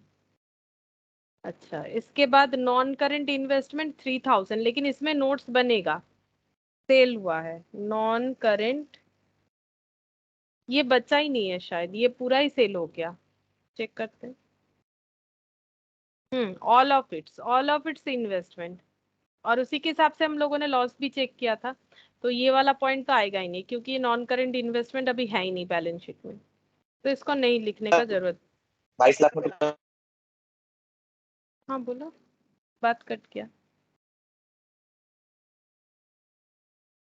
नहीं, मैं वो कह रहा था कि वो तो चला गया नॉन करेंट इन्वेस्टमेंट पूरा। हाँ हाँ हाँ, इसीलिए इसको नहीं भी लिखेंगे तो चलेगा, और अगर लिखेंगे तो फिर सेल बोल के दिखाना पड़ेगा, ठीक है, नहीं भी लिखेंगे तो भी चलेगा। नेक्स्ट हो जाएगा current asset.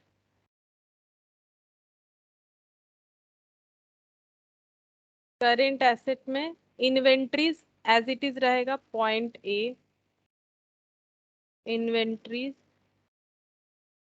500,000, trade receivable 200, trade receivable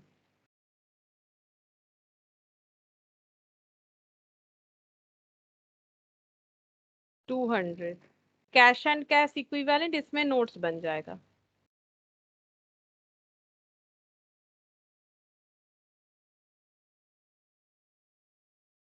cash and cash equivalent में नोट्स बनेगा। फिर टोटल कितना नंबर नोट्स होगा यहाँ पर, 1 2 3 3 नंबर नोट्स हो जाएगा। यहाँ पर नोट्स बना लेते हैं। Notes to account, note number particular amount, amount. पहला नोट्स बनेगा शेयर कैपिटल का,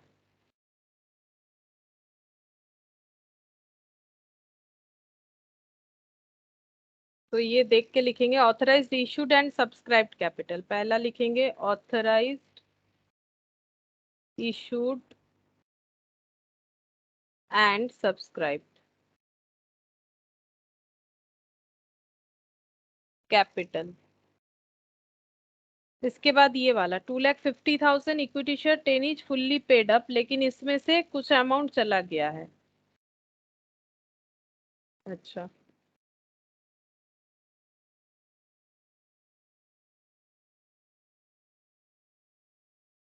कितना बच रहा है, 2500 से कितना चला गया, यहाँ पर चेक करते हैं। 2500 से चला गया है ये वाला 500, मतलब 2000 बच रहा है, 2000,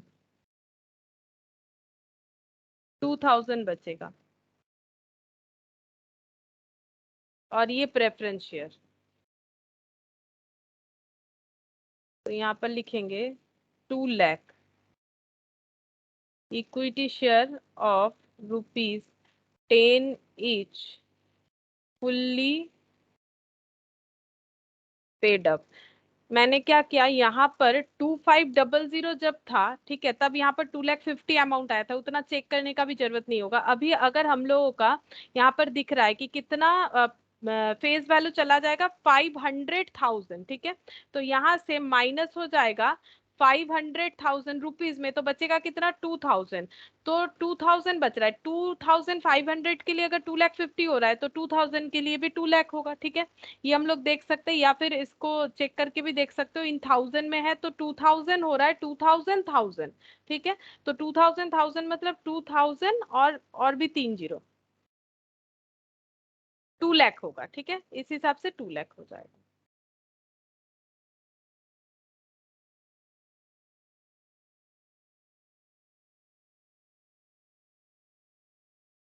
10 इज फुल्ली पेड अप। अच्छा, ये हो जाएगा अमाउंट हम लोग का 2000। और प्रेफरेंस शेयर तो है, ये इशू किया ही गया, इसी वजह से ये तो सेम जैसा है वैसा ही लिख देंगे 2000, 10% preference share at the rate of 100 each issued 2 months back for the purpose of buyback. For the purpose of buyback.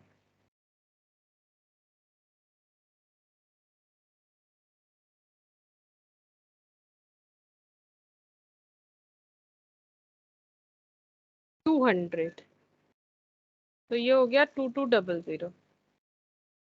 तो ये पुट कर देते यहाँ पर 2200, 2200। अब reserve surplus, notes number 2, reserve and surplus. Capital reserve 1000,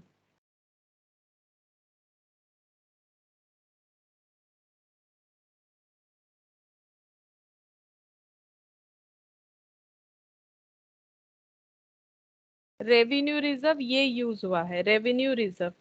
अच्छा,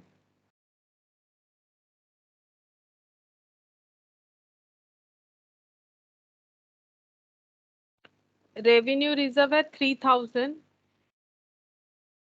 यूटिलाइज्ड फॉर सीआरआर।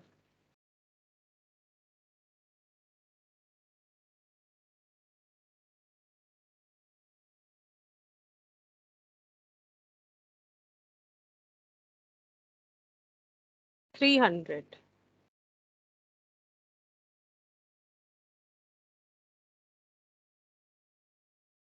$2700 बच रहा है। ये हो गया रेवेन्यू। सिक्योरिटीज प्रीमियम 2200, ये भी यूज हुआ है, सिक्योरिटीज प्रीमियम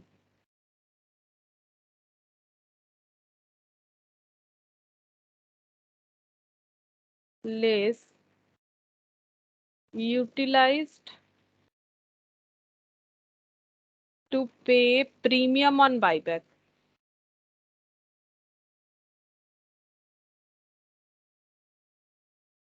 टू 2000 था, तो बच रहा है 200।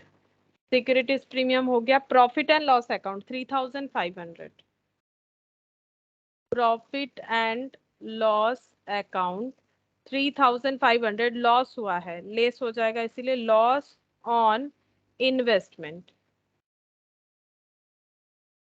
8 लाख है, मतलब 8 के बाद 5 जीरो, लेकिन हम लोग को इसको 1000 में ट्रांसफर करना है, मतलब 3 जीरो कैंसिल हो जाएगा, मतलब 800 से लेस करना पड़ेगा, इस तरह से करना पड़ेगा, 800 लेस करना पड़ेगा, तो ये हो जाएगा 800 लेस करने से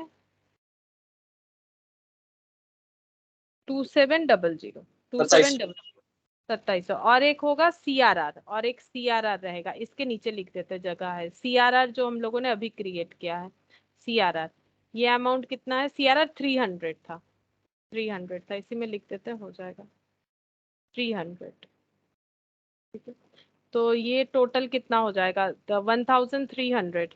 ये हो गया 300 और 2000, 3000, 4000, 4 5 6, 6000, 7 8 6900, 6900 हो रहा है रिजर्व एंड सरप्लस।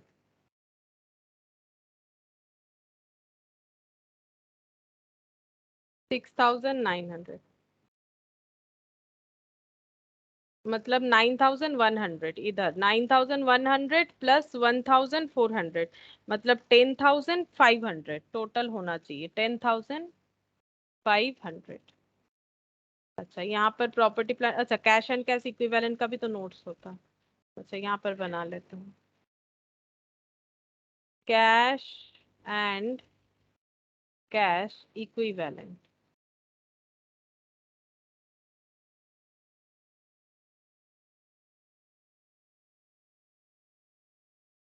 800 है पहले से, ओपनिंग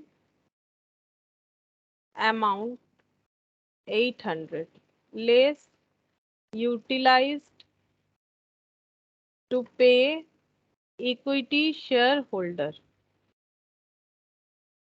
पेमेंट हुआ है 2500, 2500। अब ये कैसे पॉसिबल है? क्योंकि सेल करके, इन्वेस्टमेंट सेल करके पैसा भी आया है, तो ये पहले लिखने से ठीक रहता। इन्वेस्टमेंट सेल 22 लाख, उसको कैसे रिप्रेजेंट किया हम लोगों ने इन थाउजेंड में? 2200, 2200, तो 2200 प्लस 800, 3000 आ गया था, 2500 चला गया, मतलब 500 बैलेंस बचेगा।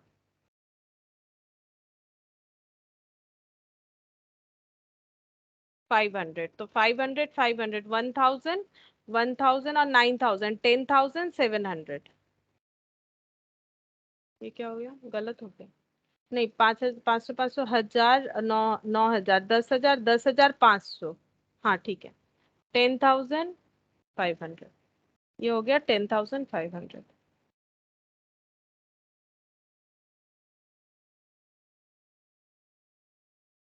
10,500 ही था, चेक कर लेते हैं।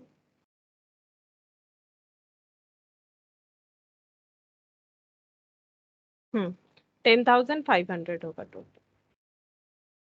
अच्छा, illustration 4. Extra Limited, a non-listed company, furnishes you with the following balance sheet as at 31st March 2001. Equity and liabilities, shareholders fund, share capital, reserve surplus. Non-current liabilities में long term borrowing, trade payable. Non-current asset, property plant equipment. Non-current investment, cash and cash equivalent. Share capital में details बता रखा है. Authorized, issued and subscribed equity shares of 10 each fully paid. 9% redeemable preference share 100 each fully paid up. Reserve and surplus, capital reserve, revenue, securities premium और long term borrowing में 10% debenture. The company redeemed the preference share at a premium of 10% on 1st April 2001.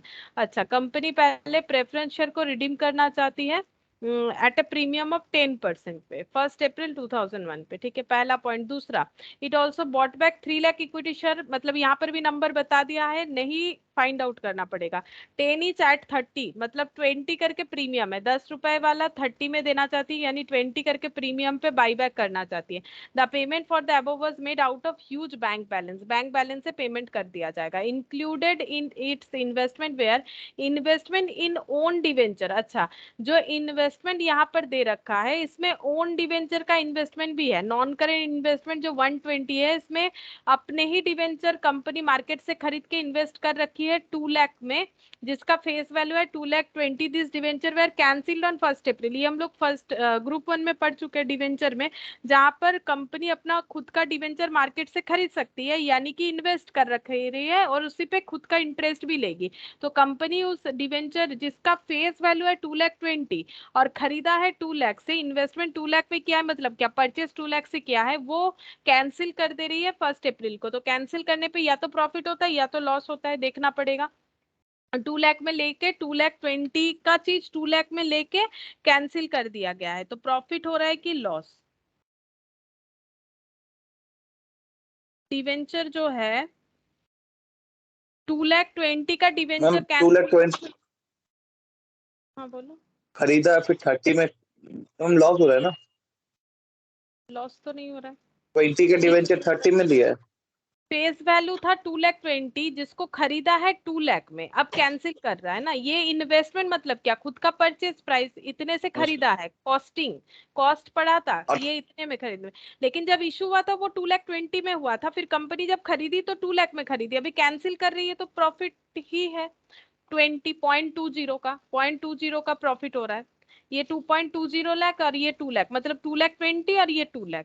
Face value इतना है, face value मतलब जो book value होता है, ठीक है, जिसको 2 लाख में खरीद के कैंसिल किया जा रहा है, तो ये हो गया 20,000 का प्रॉफिट हो रहा है, ठीक है, इसमें यस मैम। 20,000 का profit. The company had 1 lakh equity stock option outstanding on the above mention date to the employ at 20 when the market price was 30। This was included under current liabilities.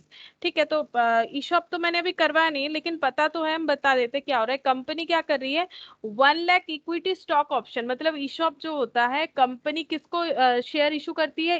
Employee stock option, employee लोगों को company पहले offer करती employees है। को। हाँ, नया share issue करने के पहले, क्योंकि कंपनी में इनका जो कंट्रीब्यूशन है वो काफी होता है, तो उनको खुश रखने के लिए और ज्यादा मूवमेंट ना हो इम्प्लॉय का, ठीक है, ताकि इम्प्लॉय एक ही जगह पे टिका हुआ रहे, तो ये लालच जैसा है, तो ये लालच दिखा देती है। तो ये देखो यहाँ पर 1000 स्टॉक ऑप्शन बचा हुआ है अभी भी, ठीक है, मतलब उसका टाइम पीरियड रहता है कि कम इम्प्लॉय लोग अवेल कर रहे हैं कि नहीं, तो आउटस्टैंडिंग पे 1000 इक्विटी स्टॉक ऑप्शन है, और इम्प्लॉयज 20 करके ऑफर किया गया है, जबकि मार्केट प्राइस 30 करके है। तो ये करंट लायबिलिटी में इंक्लूडेड है, ये चीज बता रहा है। On 1/4/2001 employ exercise their option for 50,000 option exercise किया, मतलब 50,000 लैप्स हो गया। Pass the journal entries, prepare balance sheet. तो यहाँ पर ये दो पॉइंट इंक्लूडेड कर दिया है, हमें बैलेंस शीट और जर्नल एंट्री पास करना है, ठीक है। तो जर्नल एंट्री से स्टार्ट कर लेते हैं।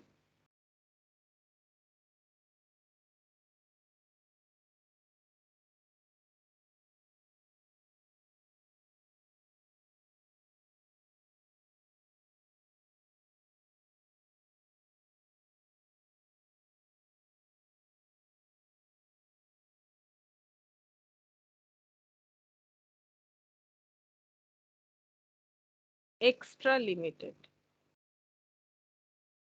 Journal entry in the books of extra limited. अच्छा, पहले रिडेम्पशन होगा प्रेफरेंस शेयर का 1 अप्रैल 2001 में, यही वाला पॉइंट बताया गया था यहाँ पर। रिडीम प्रेफरेंस शेयर 1 अप्रैल 2001, तो रिडीमेबल प्रेफरेंस शेयर तो ये चला जाएगा, तो 9% redeemable preference share capital debit हो जाएगा, 9% रिडीमेबल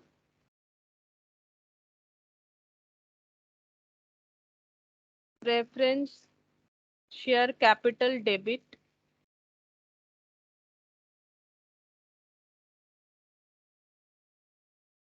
हाँ, ये कितना है 20। अब ये सब किस में लिखा हुआ है, 1000 करोड़ या लाख, इन लाख, अच्छा। तो 20 लाख, 20 लाख 10% प्रीमियम पे, तो ये हो गया 20, यहाँ पर लिख देते हैं इन लाख, 20 लाख। अब प्रीमियम पे होगा तो प्रीमियम ऑन रिडेम्पशन डेबिट,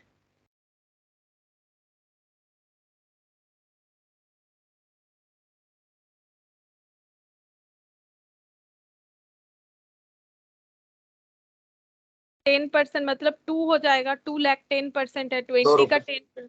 हाँ, 2 lakh to preference share holder, total pay करना पड़ेगा 22। अच्छा, फिर इसके बाद ये पे कर देते हैं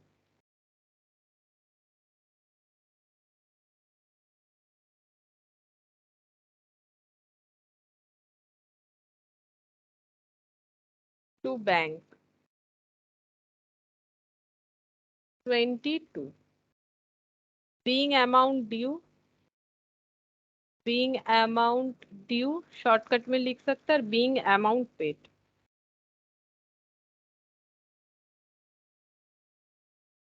अच्छा, ये हो गया प्रेफरेंस शेयर वाला पॉइंट। अब इक्विटी शेयर को हम लोग ड्यू करेंगे, equity share capital account debit,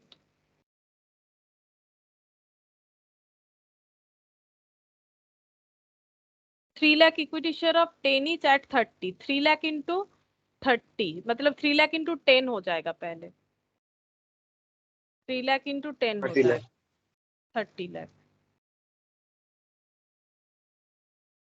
premium on buyback,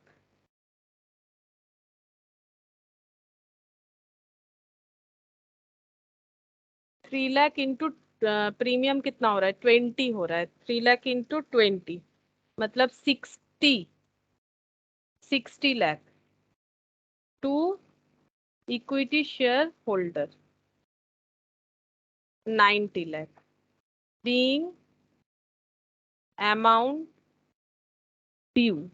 और ये प्रीमियम जो है, देखते सिक्योरिटीज प्रीमियम है कि नहीं, 60 लाख का सिक्योरिटीज प्रीमियम 60 लाख ही है, एकदम एग्जैक्ट 60 लाख ही है, तो ये पूरा यूज हो जाएगा बाईबैक का प्रीमियम पे करने पे। तो premium, sorry, securities premium debit to premium on buyback,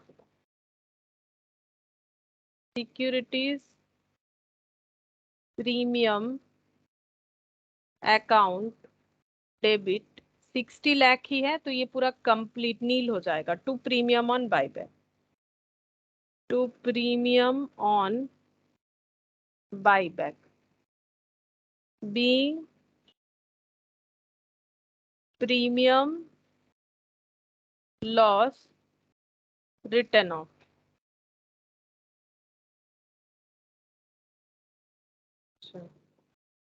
ये हो गया 1 2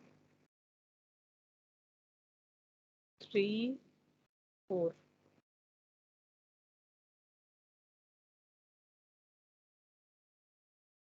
अच्छा, अब हम लोग सीआरआर क्रिएट करेंगे। सीआरआर कितना होगा, फेस वैल्यू देखना पड़ेगा। फेस वैल्यू है 30 लाख और यहाँ पर फेस वैल्यू है 20, यानी 50 लाख। 50 लाख का सीआरआर क्रिएट होगा, तो रेवेन्यू रिजर्व इतने का है। रेवेन्यू रिजर्व 50 लाख का ही है, एग्जैक्ट 50 लाख का ही है। तो रेवेन्यू रिजर्व अकाउंट डेबिट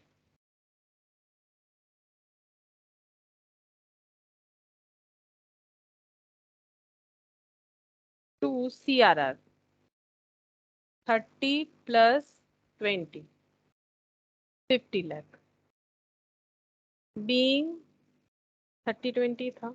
हाँ, ये 20 और ये 30 being CRR created.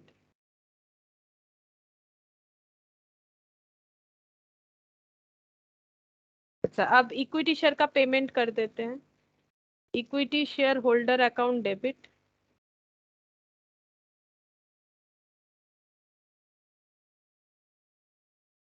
To bank. कितना पेमेंट करना पड़ेगा, ये वाला 90 लाख बीइंग अमाउंट पेड। अच्छा, अब डिवेंचर, ओन डिवेंचर का कैंसिलेशन, इसका एंट्री करना पड़ेगा अलग से। यहाँ पर एडेड था ये वाला पॉइंट। इन्वेस्टमेंट किया हुआ है ओन डिवेंचर पे, वो कैंसिल किया जा रहा है। तो एंट्री नंबर 7। तो डिवेंचर चला जा रहा है, हम डायरेक्ट कैंसिल। बैंक में डिवेंचर कर देंगे। नहीं, ये तो कैंसिल हो रहा है, पैसा तो नहीं आ रहा है। ये हम लोग क्या कर रहे हैं, जो इन्वेस्टमेंट था हम लोगों के पास उसको हम लोग कैंसिल कर रहे हैं। तो कैंसिल करने पे प्रॉफिट या लॉस होगा। इन्वेस्टमेंट खुद ही का है ना, कंपनी का खुद का इन्वेस्टमेंट ही है। यस खुद मैम। के डिवेंचर में खुद ही इन्वेस्ट कर रखा है, ठीक है। तो ये कैंसिल सिर्फ प्रॉफिट या लॉस से दिखाना चाहिए। तो 10% डिवेंचर अकाउंट डेबिट। तो ये डिवेंचर चला जा रहा है, मतलब लाइबिलिटी जो है, एक्चुअली ये लाइबिलिटी तब था जब कंपनी ने वो इशू किया था, लेकिन कंपनी खुद ही उसे ली है, तो वो बैलेंस शीट के लाइबिलिटी साइड में भी टोटल डिवेंचर में दिख रहा है और एसेट साइड में 2 लाख का इन्वेस्टमेंट दिख रहा है, ठीक है। 2 लाख का नहीं, 2 लाख 20 का इन्वेस्टमेंट दिखेगा, क्योंकि फेस वैल्यू है इतना, ये मार्केट वैल्यू है, ठीक है। तो 2 लाख 20, तो 2 लाख 20 को कैसे लिखेंगे हम लोग, इन लाख में 2.2 ही लिखना पड़ेगा। अच्छा, टू इन्वेस्टमेंट चला जा रहा है।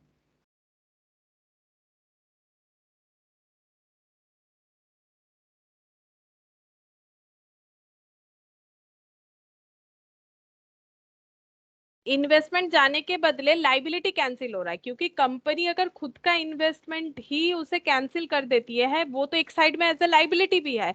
तो एसेट गया, लाइबिलिटी भी गया। तो इसीलिए कुछ कैश हमारा यूटिलाइज नहीं हो रहा है, क्योंकि हम लोग मार्केट में सेल नहीं कर पा रहे। तो ये हो गया टू इन्वेस्टमेंट। कितने का इन्वेस्टमेंट गया, 2 लाख का। अच्छा, इसमें प्रॉफिट हुआ, तो to profit on cancellation of own debenture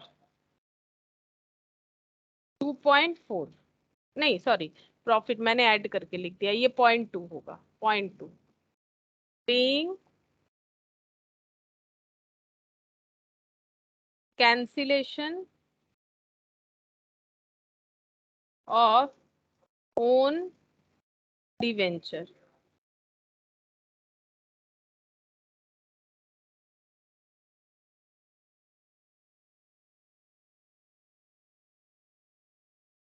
अच्छा, यहाँ पर कंपनी ने 1 लाख इक्विटी स्टॉक ऑप्शन जो है वो था, जिसमें से 50,000 एबल हुआ है, तो 50,000 शेयर बिक गया है, और कितने में एम्प्लॉय ने खरीदा होगा 20, तो कितना पैसा रिकवर हुआ है 50,000 इंटू 20, तो कितना हो जाएगा?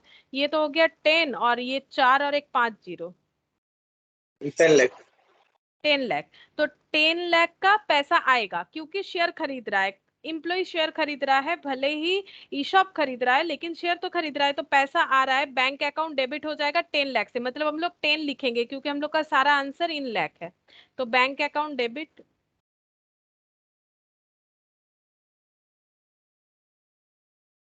10 लाख। अच्छा, यहाँ पर बोला है कि this was included in under current liability, current liability में ये इंक्लूडेड है। करेंट लाइबिलिटी कितने का था?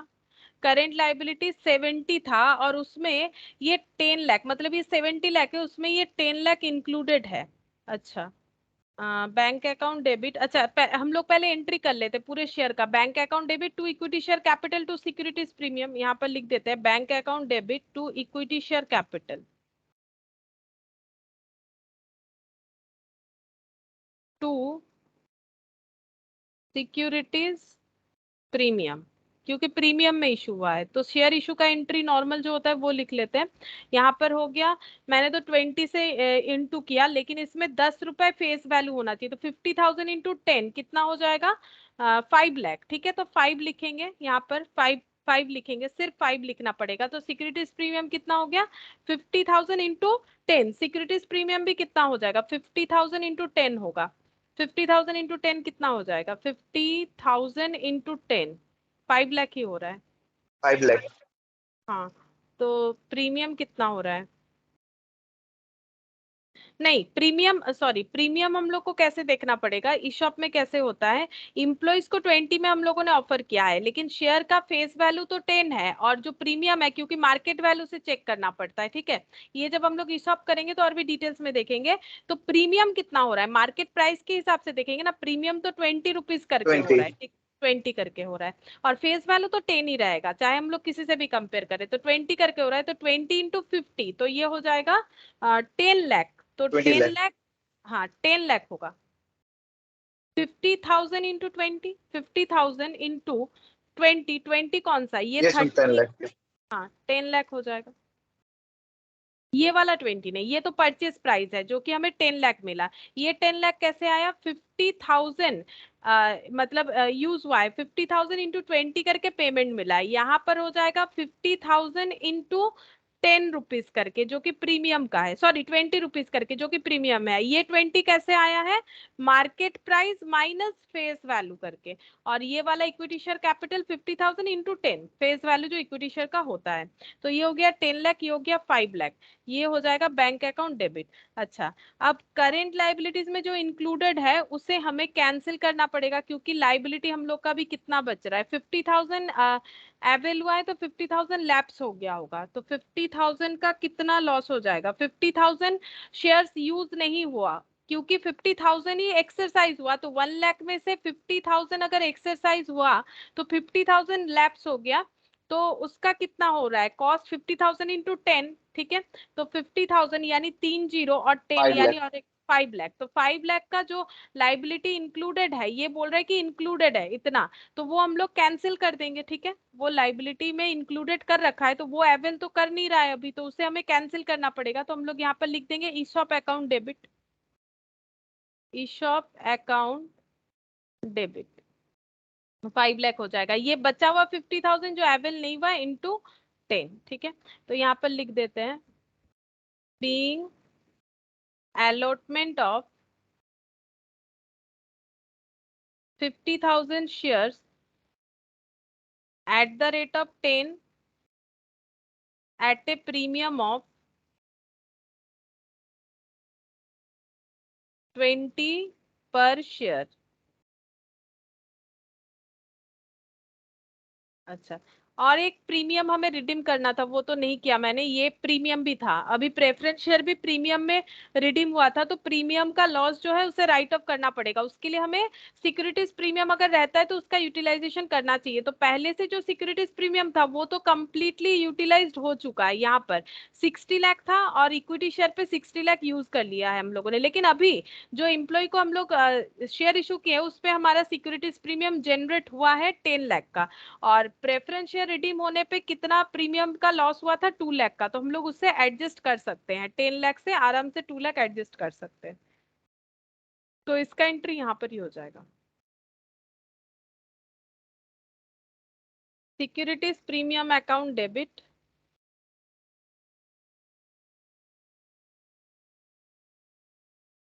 2 lakh to premium on redemption of preference share being premium loss written of,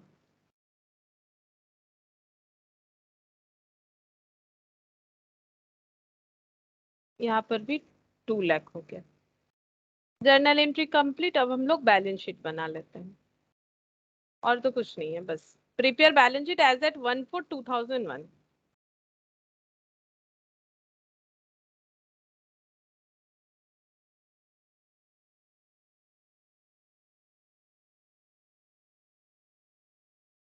extra limited का balance sheet,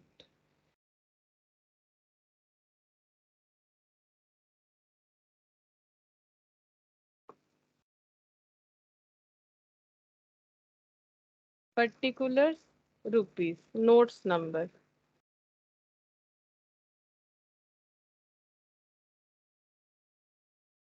equity and liabilities,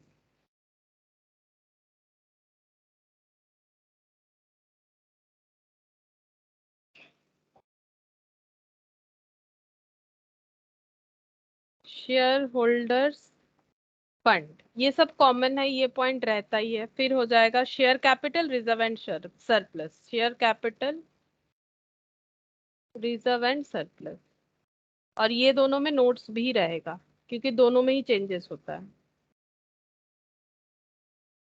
notes number 1, notes number 2। अच्छा, इसके बाद क्या था वो देख लेते हैं। Non current liability long term borrowing, ये तो जितना है उतना ही रहेगा शायद, देख लेते हैं। Non current liability long term borrowing,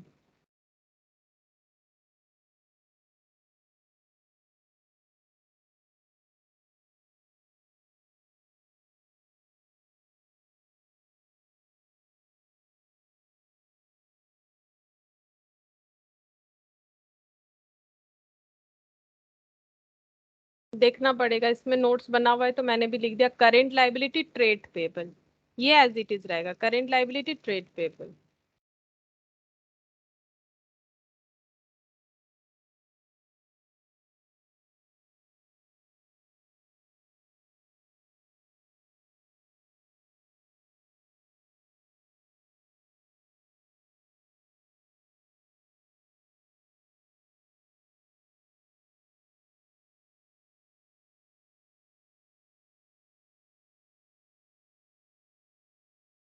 assets, non current asset,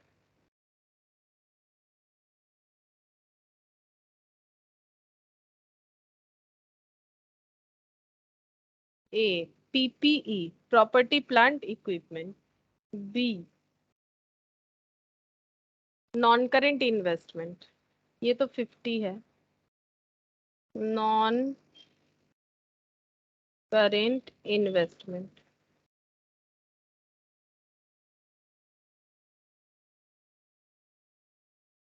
.2 current asset,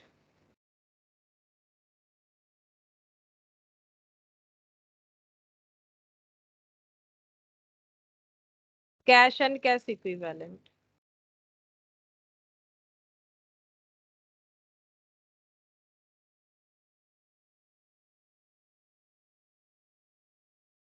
तो ये इसमें नोट्स चाहिए होगा, ठीक है।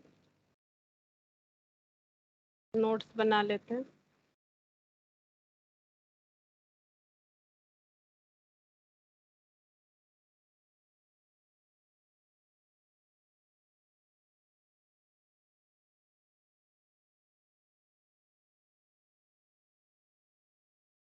Notes 1 share capital.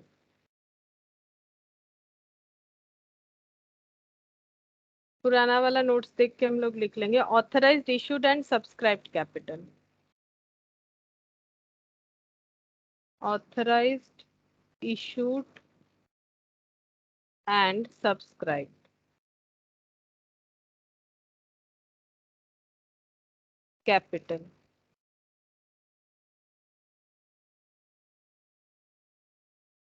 Equity share of 10 is fully paid up.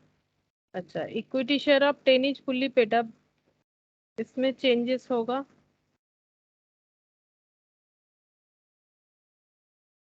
ये कौन सा वाला देख रहे हैं? आंसर तो नहीं खोल दिया मैंने। ओ अच्छा, नहीं ठीक ही है, ये मैंने मेन क्वेश्चन ही खोल रखा है। दूसरा क्वेश्चन हो गया, 4th नंबर। ठीक है। Equity share of 10 is fully paid up, और ये है 100, और इसमें से बाईबैक किया गया है। बाईबैक कितना हुआ है देखते हैं, यहाँ पर देखना पड़ेगा। 30, 30 तो ये लेस हो जाएगा, 30 लेस हो जाएगा तो कितना बचेगा? 30 लाख। यहाँ पर है 100 लाख, तो 70 बचेगा। ठीक है, इक्विटी शेयर बचेगा 70।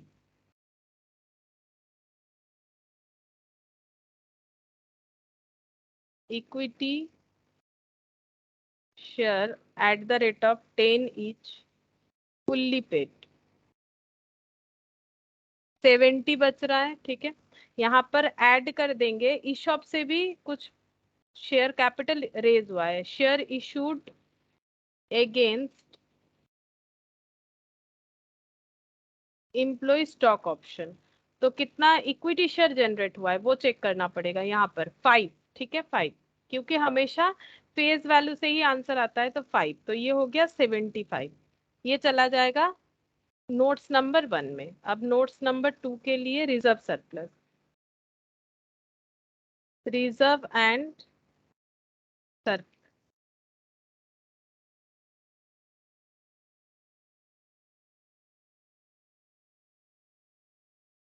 अच्छा, रिजर्व एंड सरप्लस में देखते हैं क्या क्या है।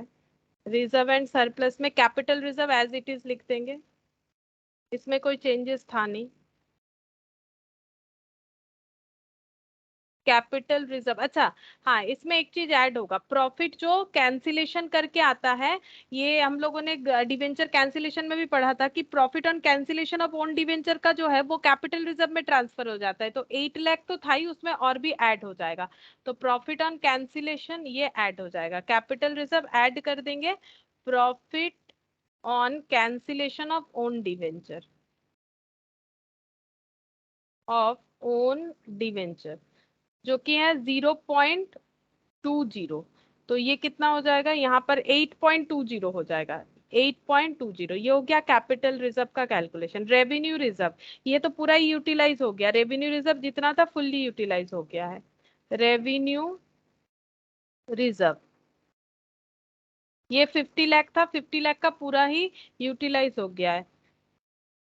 यूज्ड टू क्रिएट सीआरआर, यहाँ पर हम लोग देख सकते हैं रेवेन्यू रिजर्व जो है वो सीआरआर बनाने में खत्म हो गया। यहाँ पर सीआरआर 50,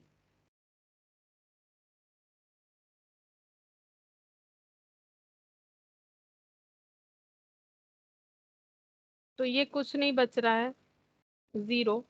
अच्छा, रेवेन्यू रिजर्व के बाद है सिक्योरिटीज प्रीमियम, ये फुल्ली यूटिलाइज हो गया। सिक्योरिटीज प्रीमियम,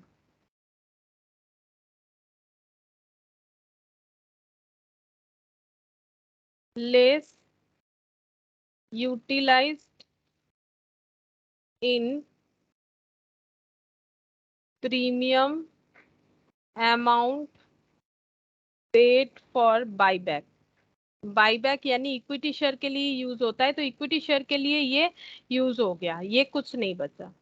और नया जो सिक्योरिटीज प्रीमियम क्रिएट हुआ है वो भी हम लोग लिखेंगे, ठीक है, ये हो गया। अच्छा, यहाँ पर इसी में लिख देते हैं, ठीक है, ऐड करेंगे share issued against eShop. EShop के लिए हम लोगों ने जब शेयर इशू किया तो हम लोगों का सिक्योरिटीज प्रीमियम जनरेट हुआ 10 लाख का,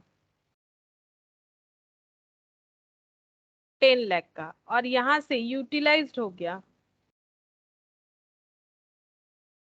for premium on redemption of preference share, redemption of preference share, ये यूज हुआ है 2 लाख। तो बचेगा कितना, 60 लाख आया, 60 लाख चला गया, 10 से 2 चला गया, बच रहा है 8 लाख, ये 8 लाख बच गया।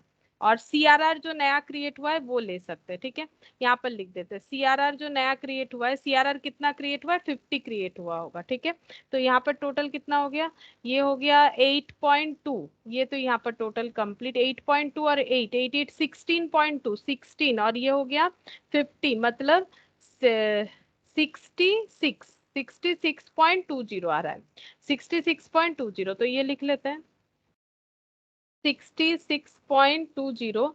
और शेयर कैपिटल आया था 75, नहीं, हाँ 75 आया था, चेक करते हैं, हाँ 75 आया था, शेयर कैपिटल आया 75।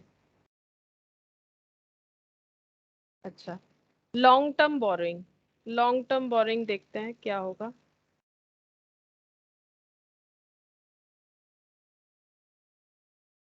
Long term borrowing 10% debenture,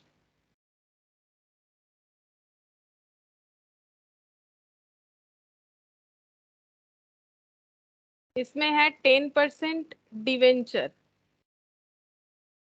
4 lakh का, लेकिन इसमें से जब कैंसिल हो जाएगा, cancellation, cancellation of own debenture, तो कितना माइनस करेंगे, जो फेस वैल्यू है डिवेंचर का, जिसमें कंपनी ने खुद मार्केट से खरीदा वो तो 2 लाख था, फेस वैल्यू कितना है 2.2, तो 2.2 का यहाँ पर एंट्री देखने से ही पता चल रहा है 2.2 का डिवेंचर जो है कैंसिल हो जा रहा है बुक्स ऑफ अकाउंट से, तो 2.2 जो है लेस कर देंगे, लेस करने से कितना आएगा 1.80, ठीक है, ये हो गया। अच्छा, ये लॉन्ग टर्म डिवेंचर हो गया। उसके बाद यहाँ पर तो कुछ नोट्स बना हुआ है नहीं, ठीक है, तो लॉन्ग टर्म डिवेंचर ये फिलहाल लिख लेते हैं 1.8, फिर देखते हैं क्या होगा। 1.8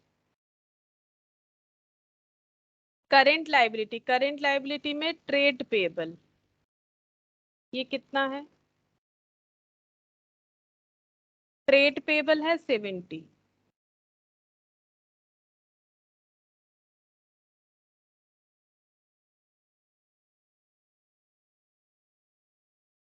अच्छा, ईशॉप वाला एडजस्ट करना पड़ेगा, यहाँ पर जो लाइबिलिटी पोर्शन था तो इसका भी नोट्स नंबर 4 बना हुआ है, ये लिख लेते हैं यहाँ पर,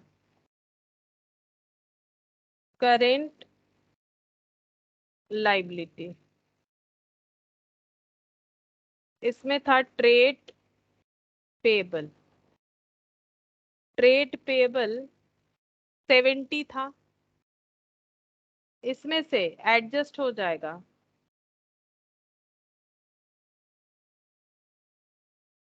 फॉर ईशॉप आउटस्टैंडिंग, तो आउटस्टैंडिंग कितना था वो हम लोगों ने कैंसिल कर दिया है ऑलरेडी, 5 लाख, ठीक है, ये 5 लाख है, मतलब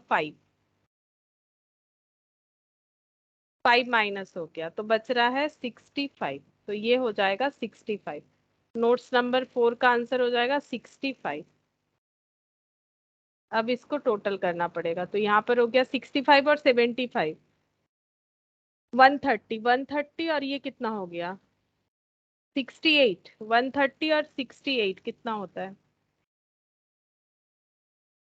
130 और 68, 198, 198। लेकिन मैंने तो सही किया है टोटल, 75, ये कितना हो गया, ये 68 ही हो रहा है, ये 68 हो रहा है, ये 140 हो रहा है, 140 और 68, 140 हो रहा है, तो ये कितना हो जाएगा 208, 208 हो जाएगा। 280, ये दोनों मिलाने से 140 होता है, 65 और 75, 208 हो गया।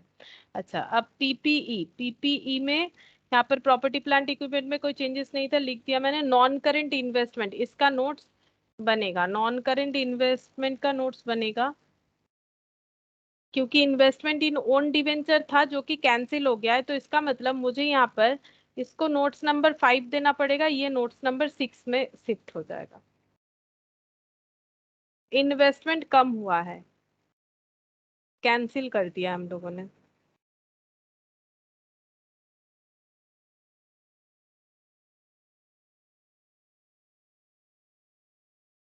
नॉन करेंट इन्वेस्टमेंट,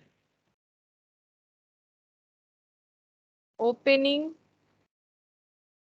पहले से कितना दिया हुआ है, नॉन करेंट इन्वेस्टमेंट 120, इसमें से लेस हो जाएगा इन्वेस्टमेंट इन ओन डिवेंचर, ये कैंसिल हो गया है तो इतना लेस हो जाएगा। तो इन्वेस्टमेंट इन ओन डिवेंचर कितना था, 2, अभी कॉस्टिंग इन्वेस्टमेंट का देखना पड़ेगा जो कि 2 लाख था, तो बच रहा है कितना है, 118 लाख, 118 मतलब 1,18,000।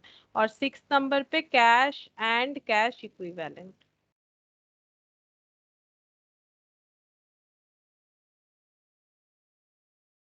ओपनिंग है 142,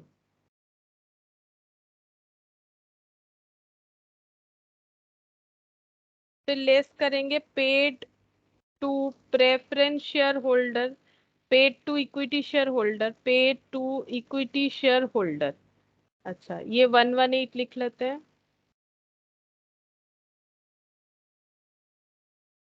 अच्छा, कितना कितना पेमेंट हुआ है इक्विटी और प्रेफरेंस को, प्रेफरेंस शेयर होल्डर को पे हुआ है 22, इक्विटी शेयर को 90, यहाँ पर 90, 22 और 90,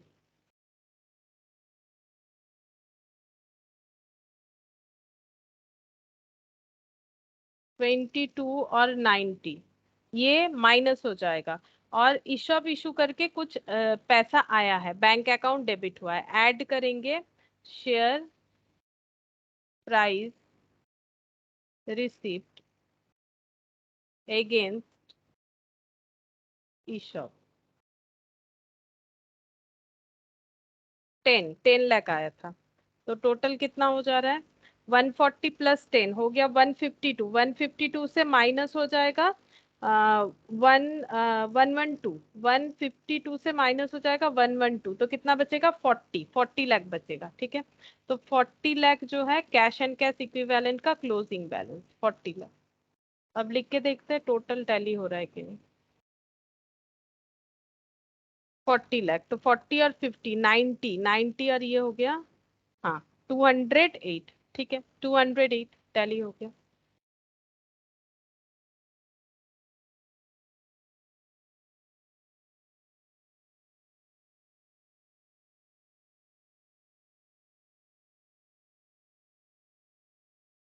तो यहाँ से फिर वो टेस्ट करके देखना पड़ेगा, क्योंकि यहाँ पर दिख रहा है मुझे कि कितना डेब्ट इक्विटी रेशियो टेस्ट करने के लिए बोला है, तो यहाँ से क्वेश्चन का पैटर्न थोड़ा चेंज हो जाएगा क्वेश्चन नंबर 5 से, ठीक है। तो आज तो हम लोग इतना ही कर पाएंगे, नेक्स्ट दिन बाकी करेंगे, ठीक है। ठीक है, फिर आज इतना ही करते हैं। हाँ